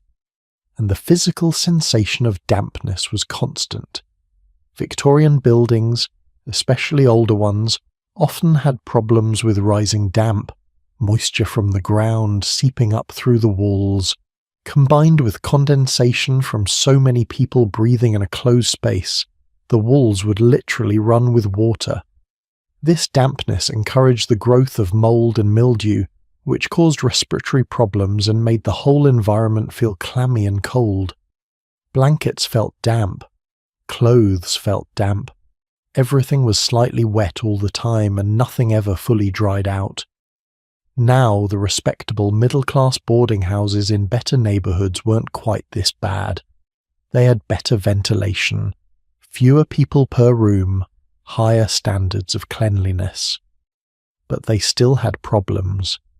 Bedbugs and lice could be found in even the most respectable establishments. Parasites don't respect class boundaries. Tuberculosis and other infectious diseases spread through middle-class boarding houses too, though perhaps not quite as rapidly as in the overcrowded East End lodging houses. And the fundamental lack of modern sanitation affected everyone. No indoor plumbing meant chamber pots and trips to outdoor privies. No refrigeration meant food spoiled quickly. No antibiotics meant any infection could become life-threatening. Victorian medical knowledge was advancing, but it was still limited in crucial ways. The germ theory of disease, the understanding that many diseases are caused by microscopic organisms, was only becoming widely accepted in the 1870s and 80s. Before that, many doctors believed in the miasma theory, the idea that diseases were caused by bad air or miasmas rising from decomposing matter. This theory wasn't entirely wrong. Bad sanitation does correlate with disease, but it meant that doctors didn't understand how diseases actually spread. They didn't know about bacteria or viruses. They didn't understand the importance of hand washing or sterilization. They didn't have antibiotics or antiviral medications. They couldn't do much for most infectious diseases except try to keep the patient comfortable and hope their body fought off the infection. So if you got sick in a lodging house, your options were limited. If you were very ill, you might be taken to a hospital, but Victorian hospitals were dangerous places where infection was rampant and mortality rates were high. Many people prefer to die in their lodging house beds rather than go to a hospital. If you couldn't afford a hospital or doctor, you might try home remedies, herbal preparations, patent medicines that were often useless or even harmful. Or you might just suffer through it and hope you survived. And many people didn't survive. Mortality rates in Victorian lodging houses were much higher than in the general population.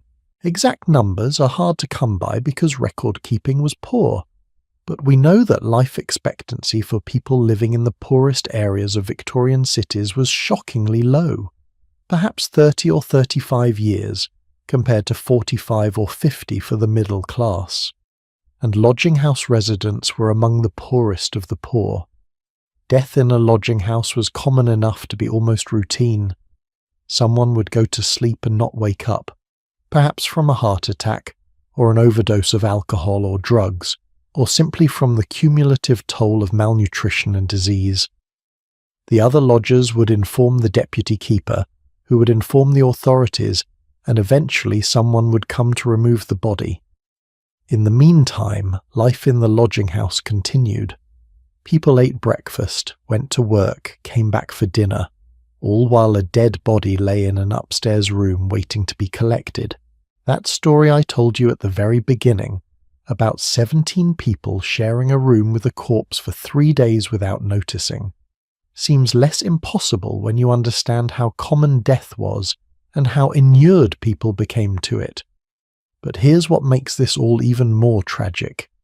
These health conditions were entirely preventable. They weren't caused by some mysterious force or unavoidable natural disaster.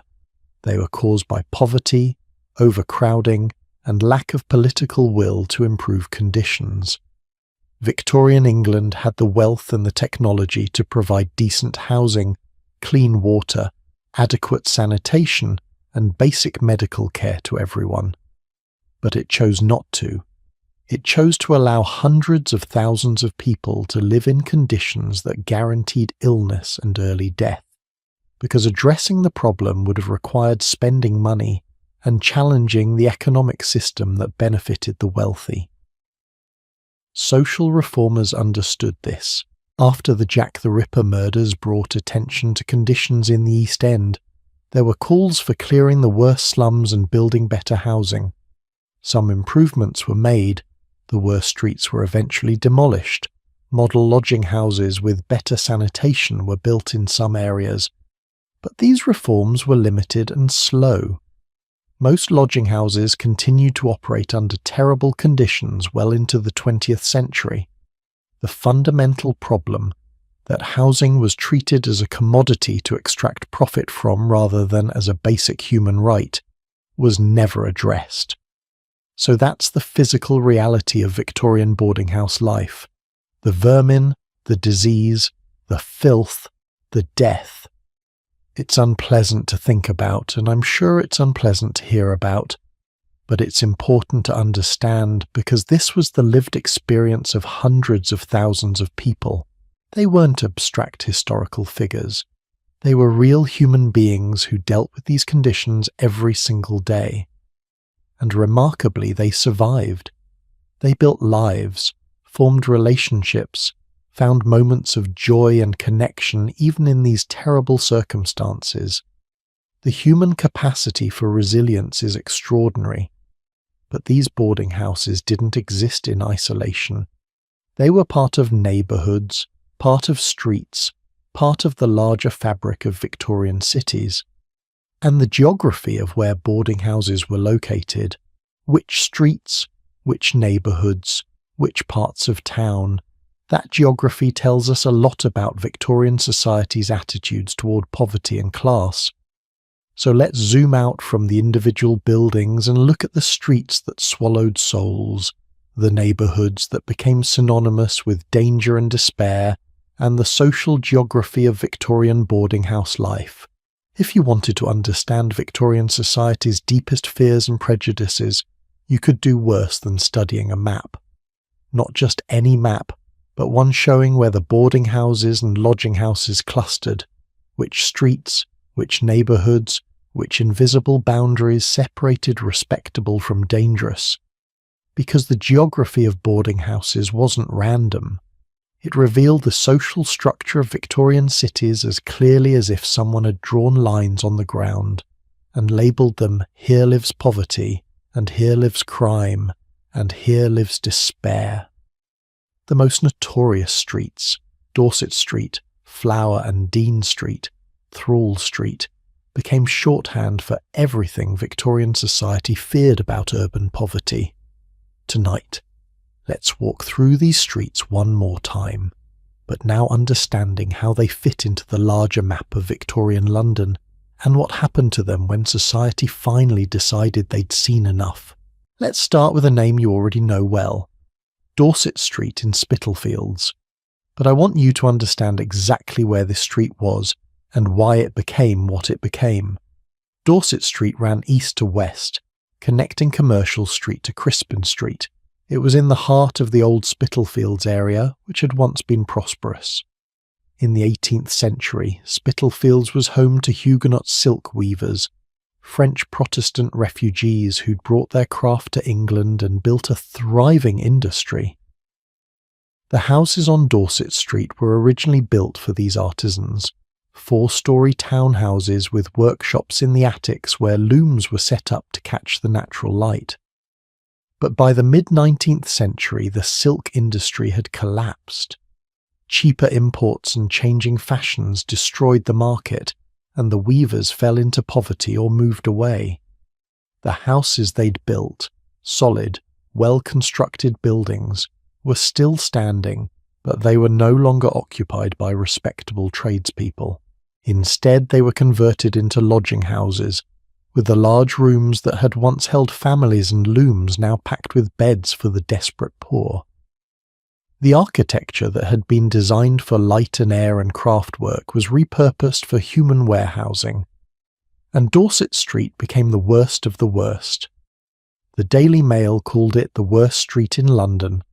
Locals called it Dosset Street, a play on Doss, slang for a place to sleep, or even more tellingly, Do As You Will Street, or Do As You Please Street, implying that normal laws and rules didn't apply there. By 1888, Dorset Street had at least 7 major lodging houses, plus Miller's Court, a small courtyard off the street that contained several rooms, including number 13, where Mary Kelly was murdered. The street was perhaps 230 feet long, remember, barely more than a city block, and it contained housing for potentially 500 people at any given time. But here's what's crucial. Dorset Street didn't exist in isolation. It was part of a cluster of notorious streets that formed what Victorians called a rookery, a criminal district, a place where the poorest and most desperate congregated. Right next to Dorset Street was Flower and Dean Street, which one contemporary described as perhaps the foulest and most dangerous street in the whole metropolis. Flower and Dean Street had even more lodging houses than Dorset Street, 150 beds in that street alone, according to some estimates. 3 of Jack the Ripper's victims had connections to Flower and Dean Street lodging houses, and then there was Thrall Street, where Mary Nichols had been staying, and Fashion Street, and Wentworth Street, and George Street, all within a few blocks of each other, all packed with lodging houses, all notorious. Walk through this area, and you'd pass lodging house after lodging house, each one advertising its presence with simple signs: good beds 4pence, or clean lodgings. The density was extraordinary. Within a square mile there might be 50 or 100 lodging houses accommodating thousands of people every night. Why did they cluster like this? There were several reasons. First, proximity to work. The docks were nearby where casual labourers could find day work loading and unloading ships. Spitalfields Market was there, where people sold vegetables and flowers and anything else they could trade. The whole area was a centre of street trades, costermongers selling from barrows, knife grinders, match sellers, people doing any kind of work that required no capital and no fixed premises. If you were living hand to mouth, earning a few pence here and there throughout the day, you needed to be close to where those earning opportunities existed. Second, network effects. Where there were already lodging houses, more lodging houses made sense. Lodgers knew where to go to find a bed. Landlords knew there was demand. Services that catered to the lodging house population, the cheap food vendors, the pawn shops, the public houses, all congregated in the same area. It became a self-reinforcing ecosystem. Third, and perhaps most importantly, property values. The land in Spitalfields was relatively cheap because the area had already declined from its 18th century prosperity. Investors could buy properties relatively cheaply, convert them to lodging houses with minimal investment, and profit from the steady stream of fourpences. And because the area was already known as poor and rough, there was no social pressure to maintain standards. Nobody respectable was going to move there anyway, so why bother making improvements? But here's something fascinating. Even within this district of poverty, there was a hierarchy. Some streets were considered worse than others. Dorset Street was at the bottom, the absolute worst. Even people living in lodging houses on other streets would say they'd never stoop to living on Dorset Street. It was a subtle but real distinction. A lodger on Thrall Street had slightly more status than a lodger on Dorset Street, even though objectively the conditions weren't much different. This tells us that humans create status hierarchies even in the most desperate circumstances, even when everyone is poor, even when distinctions from the outside seem meaningless. Now, contrast this with where the middle-class boarding houses were located. They were in completely different parts of the city. Bloomsbury, Russell Square, the streets around the British Museum, Pimlico near Victoria Station. These were respectable neighbourhoods, not wealthy exactly, but solidly middle class. The buildings were better maintained, the streets were cleaner, the police presence was more visible and more protective rather than punitive.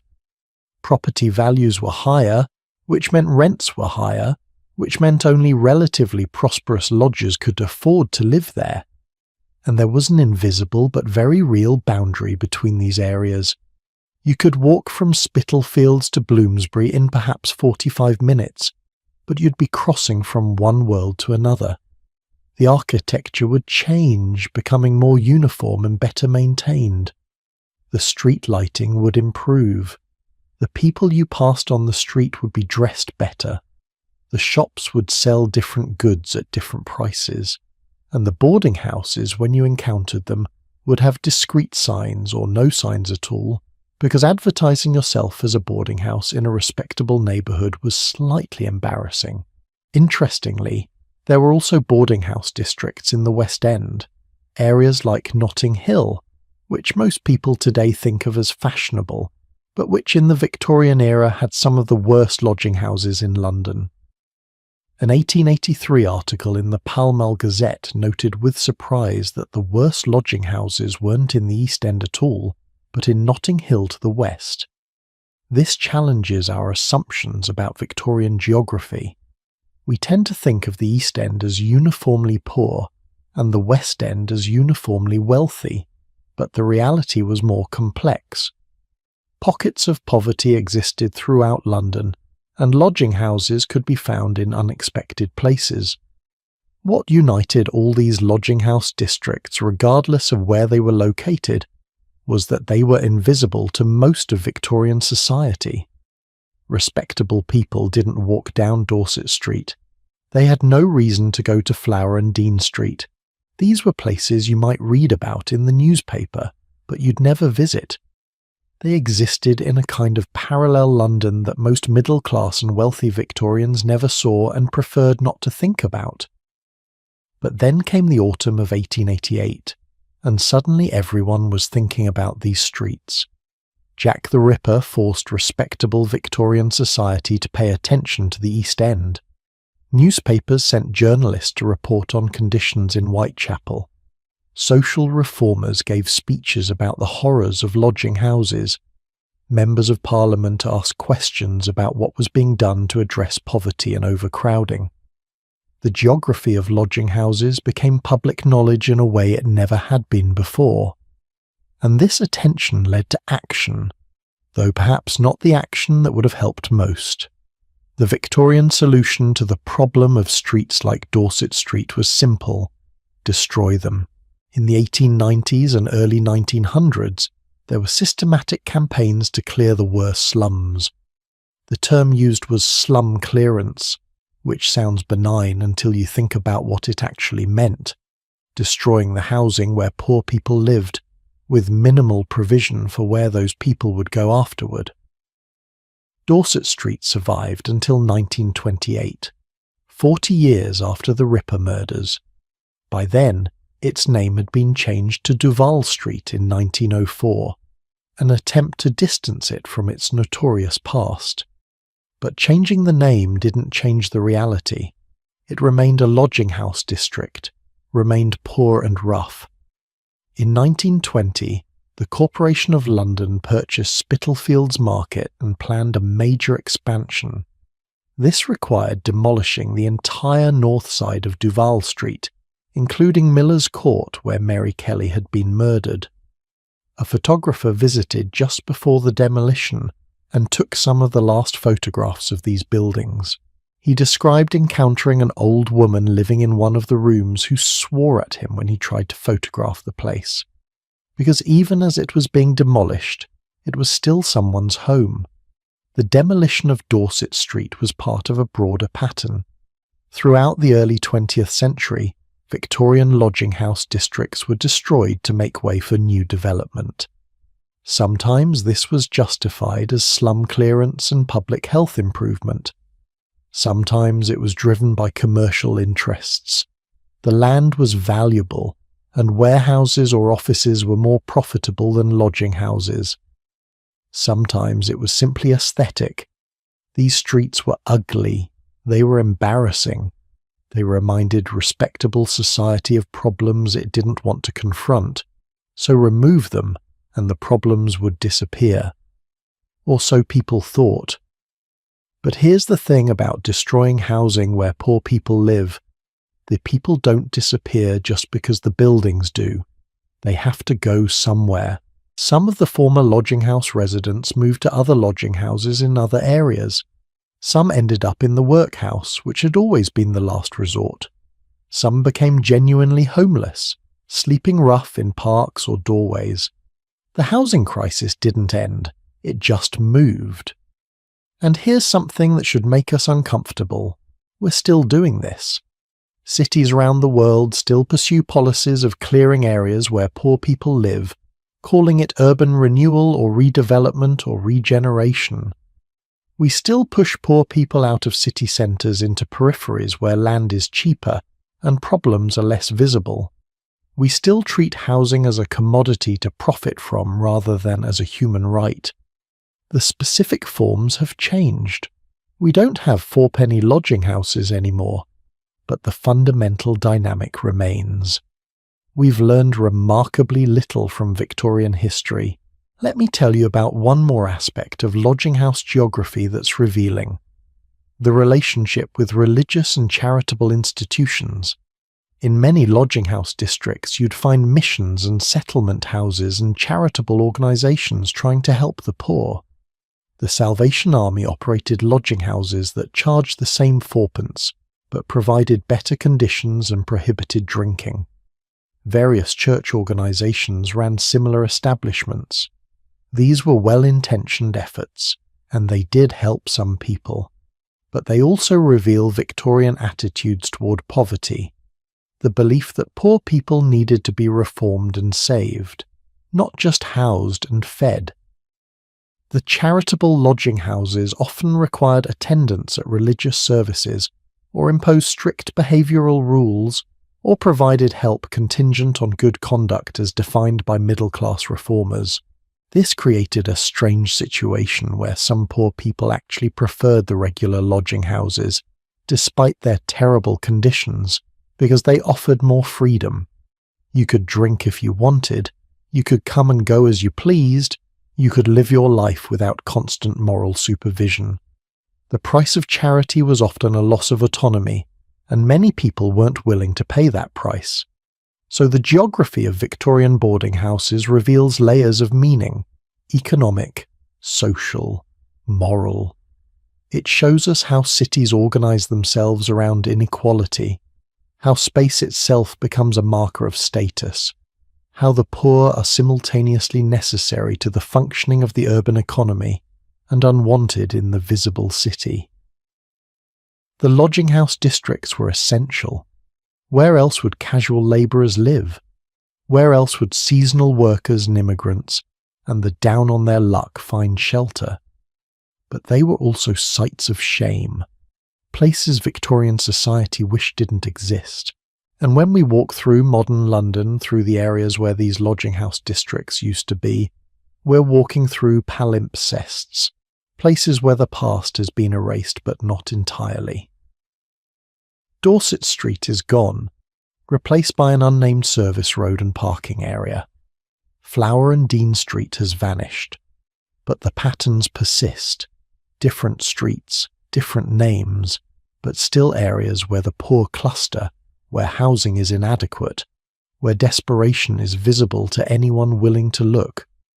The specific geography has changed, but the social geography, the map of who lives where and why, remains remarkably similar. What strikes me most, looking back at these Victorian streets and their fates, is the missed opportunity. Victorian society had a choice. It could have seen the lodging houses as a housing crisis requiring systematic solution, building adequate affordable housing, regulating working conditions and wages, providing social support. Instead, it saw them as a moral problem requiring demolition and dispersal, and so the fundamental issues were never addressed. The lodging houses disappeared, but poverty didn't. The streets were cleared, but need remained. And that brings us to the final question we need to consider. Why did these Victorian boarding houses eventually disappear?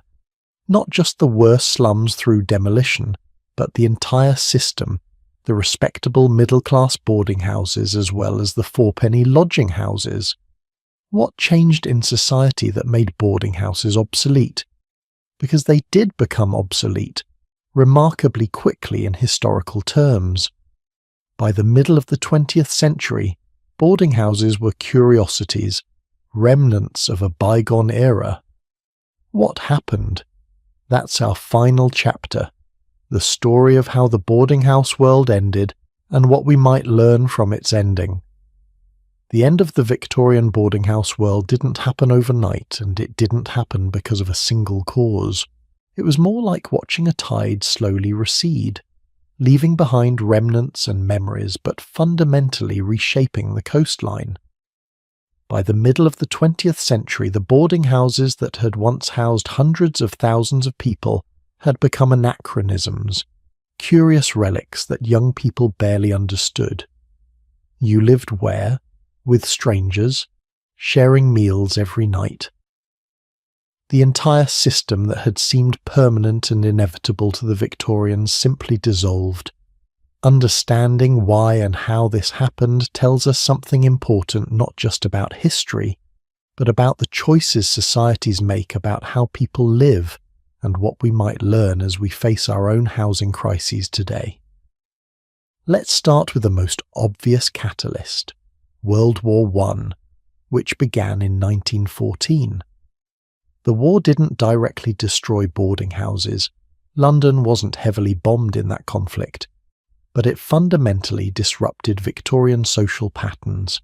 Millions of men left for the front, which meant millions of boarding house residents suddenly weren't there anymore. Some never came back.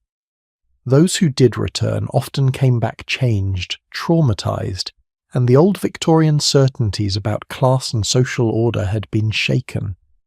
The war also accelerated women's independence. Women had taken jobs previously held by men, earned their own wages, proven they could live independently. The rigid gender expectations that had shaped boarding house life began to crack. But more importantly, the war accelerated something that had been happening gradually: the shift from private landlords providing housing to government and employers getting involved. During the war, the British government had built housing for munitions workers, simple but adequate homes near factories. After the war, there was political pressure to provide homes fit for heroes, decent housing for the soldiers who'd survived the trenches.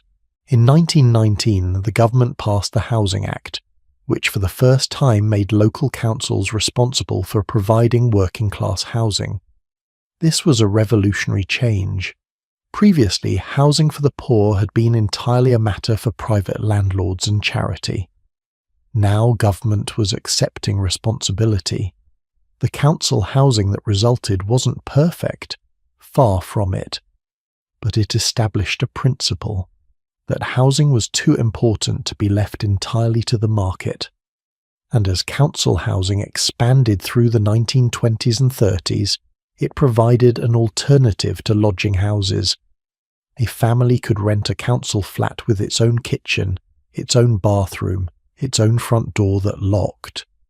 Yes, they'd still be sharing a building with other families, but they'd have genuine privacy within their own unit. For working-class people who'd grown up in lodging houses or overcrowded tenements, this was transformative. Now let me tell you about another major change: the rise of the apartment as a housing form. In the Victorian era, the word apartment barely existed in British English. They called them flats, and they were relatively rare. The assumption was that proper housing meant either a house or a boarding situation. But in the early 20th century, particularly after World War II, apartment buildings, purpose-built blocks of flats, became common. And these flats came with something boarding houses never had: kitchens and bathrooms in every unit. Think about what this meant. In a Victorian boarding house, you paid for room and board, lodging and meals. You couldn't cook for yourself because you had no kitchen. You couldn't maintain your own household because you didn't have the facilities. But in an apartment, even a small one, you had everything you needed to live independently. You could cook your own meals, which was actually cheaper than paying for board. You could do your own laundry. You could organize your own life on your own schedule. A historian named BNJD, writing about residential hotels and boarding houses, made a fascinating observation about what he called the social inversion of eating out. In the Victorian era, eating at home was a luxury. It required having a kitchen, which required having space and equipment that working-class people couldn't afford. So working-class people ate out, meaning they paid for meals at boarding houses or bought food from street vendors. But in the 20th century, as apartments with kitchens became standard, eating at home became the economical choice, and eating out became the luxury. This complete reversal happened in just a few decades, and it fundamentally changed how people lived. But here's the trade-off, and this is important. Victorians had almost no privacy, but they had constant community. Modern apartment dwellers have tremendous privacy, but they often have crushing loneliness. A Victorian boarding house resident ate dinner with the same people every single night, whether they liked those people or not. A modern apartment dweller can go weeks without having a real conversation with their neighbours. Which is better? That's not a simple question to answer. The disappearance of boarding houses was also driven by changes in work patterns. The Victorian economy ran on casual labour. People who were hired by the day or even by the hour, who never knew if they'd have work tomorrow, who needed to live close to where work might be available. Boarding houses served this population perfectly, because you could stay for one night or 1 week or 1 month as your circumstances required. But through the 20th century, employment became more stable. More people had permanent jobs with regular wages, You could sign a lease for a year knowing you'd be able to pay rent because you'd be employed all year. This made apartment living practical in ways it hadn't been before. Transportation improved too. Victorian workers needed to live within walking distance of their work because that's how they got there. They walked. But as buses, trams, and underground railways expanded, you could live farther from your workplace. This opened up more housing options. You weren't confined to the lodging houses in Spitalfields because you worked at the docks. You could live in a suburb and commute. Now let's talk about what happened to middle-class boarding houses, because their decline followed a slightly different pattern. Remember, these establishments served young professionals and unmarried middle-class people. But after World War II, several things changed. First, marriage ages dropped. In the Victorian era, middle-class people often didn't marry until their 30s, because men needed to establish themselves financially before they could support a wife. But in the post-war period, people married younger. This meant the population of unmarried adults who needed boarding house accommodation shrank. Second, social attitudes shifted. Living in a boarding house had always carried some stigma. You were there because you hadn't achieved full adult independence. But this stigma intensified. Boarding houses came to be seen as depressing, old-fashioned, places where lonely people lived sad lives. Young people wanted their own apartments, not rooms in someone else's house with mandatory communal dinners. The very things that Victorians had seen as advantages, the structure, the community, the quasi-familial atmosphere, now seemed oppressive and infantilizing. And for women especially, the decline of boarding houses reflected broader social changes. Victorian women had few options: live with family, get married, or live in a boarding house under the supervision of a landlady. But by mid-century, women had more autonomy. They could rent their own apartments. They could live with female roommates they chose themselves rather than strangers assigned by circumstance. They could have male visitors without a landlady interrogating them. The freedom was intoxicating. By the 1960s, boarding houses were mainly occupied by elderly people who'd been living there for decades and had nowhere else to go. The younger generation wanted nothing to do with them, and gradually the remaining boarding houses either closed down or converted to different uses. The buildings might become offices, or be divided into individual apartments, or be demolished entirely. The economic model that had sustained them, charging daily or weekly for room and board, became unworkable as demand dried up. But here's something fascinating. Boarding houses didn't completely disappear. They evolved. Hostels for backpackers are essentially modern boarding houses: shared rooms, communal kitchens, transient populations, co-living spaces in expensive cities where young professionals rent small private rooms but share common areas, are bringing back the boarding house model with better design and without the Victorian moral supervision. Student dormitories operate on similar principles, and homeless shelters tragically function much like Victorian common lodging houses: temporary accommodation for desperate people, minimal privacy, constant turnover. So maybe boarding houses didn't die. Maybe they just fragmented into different forms, serving different populations in different ways.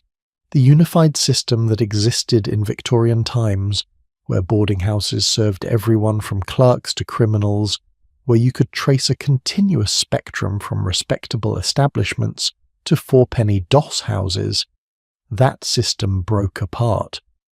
But the fundamental need it addressed, the need for housing that's flexible, affordable, and provides some degree of community, that need persists. And this brings me to the question I think we should be asking. What can we learn from Victorian boarding houses as we face our own housing crises? Because we do face crises. In cities around the world, housing costs have spiraled beyond what ordinary people can afford. Homelessness is rising. Young people can't afford to live independently. Elderly people are isolated and alone. The problems the Victorians faced haven't gone away. They've just changed form. Victorian boarding houses were far from ideal solutions. We've spent hours discussing their problems. The overcrowding, the disease, the lack of privacy, the exploitation. I'm not suggesting we bring back four-penny DOS houses with chicken wire cubicles and bedbugs. But maybe there's something to learn from the basic model. Housing that's flexible, that provides community along with shelter, that accommodates people at different life stages and income levels. Modern co-housing experiments are trying to create intentional communities where people have private spaces but share common areas and meals. This is essentially the boarding house model, but with residents choosing to participate rather than being forced into it by economic necessity. Some of these experiments are working beautifully, creating supportive communities that reduce isolation while maintaining adequate privacy. Maybe that's the key, taking what worked about boarding houses and fixing what didn't. What definitely didn't work was leaving housing entirely to private profit. The worst Victorian lodging houses existed because landlords could extract maximum profit from desperate people with no alternatives. Any solution to modern housing crises needs to include strong regulation and public investment to ensure that housing meets basic standards of safety and dignity. The Victorians learned this eventually, though far too slowly. Maybe we can learn it faster, and perhaps most importantly, we can learn from the Victorian mistake of seeing housing as a personal moral failing rather than a structural problem. The Victorians blamed poor people for living in terrible lodging houses, accused them of drinking or laziness or bad character. But most people in lodging houses were there because they couldn't afford anything better, because wages were too low and rents were too high, and there was no safety net when things went wrong. That wasn't a moral failing. That was an economic system that distributed resources unjustly. We make the same mistake today when we blame individuals for homelessness or housing insecurity without addressing the systemic causes. So here we are, more than a century after the Victorian boarding house era ended, still grappling with how to house people decently, how to balance privacy with community, how to provide shelter that's affordable and dignified. The Victorian boarding houses are gone, demolished, or converted, or simply abandoned. The streets where they stood have been renamed or erased entirely. The people who lived in them, who shared their secrets in those crowded rooms, who built communities in impossible circumstances, they're all gone too. But their stories remain, and those stories have something to teach us if we're willing to listen. They teach us about resilience, about how humans create meaning and connection even in terrible circumstances. They teach us about solidarity, about how people with almost nothing still found ways to help each other. They teach us about the cost of inequality, about what happens when some people have so much and others have nothing. And they teach us that housing isn't just about shelter. It's about dignity, about belonging, about having a place in the world that's yours, however temporarily, however imperfectly. The Victorian boarding houses were strange places, halfway between home and homelessness, between community and anonymity, between survival and catastrophe. The people who lived in them were neither heroes nor victims, neither saints nor sinners. They were just people, trying to make lives for themselves in circumstances that were often impossible. Some succeeded, many failed, but all of them deserved better than what they got. And if we remember nothing else from their stories, maybe we can remember that. Everyone deserves a decent place to live. It's not charity, it's not luxury, it's basic human dignity. Thank you for walking these streets with me tonight, for stepping inside these forgotten buildings, for listening to these stories that history often overlooks. The Victorian boarding houses may be gone, but the questions they raise about community, about housing, about how we care for each other, those questions remain as urgent as ever. I hope these stories have given you something to think about as you drift off to sleep tonight.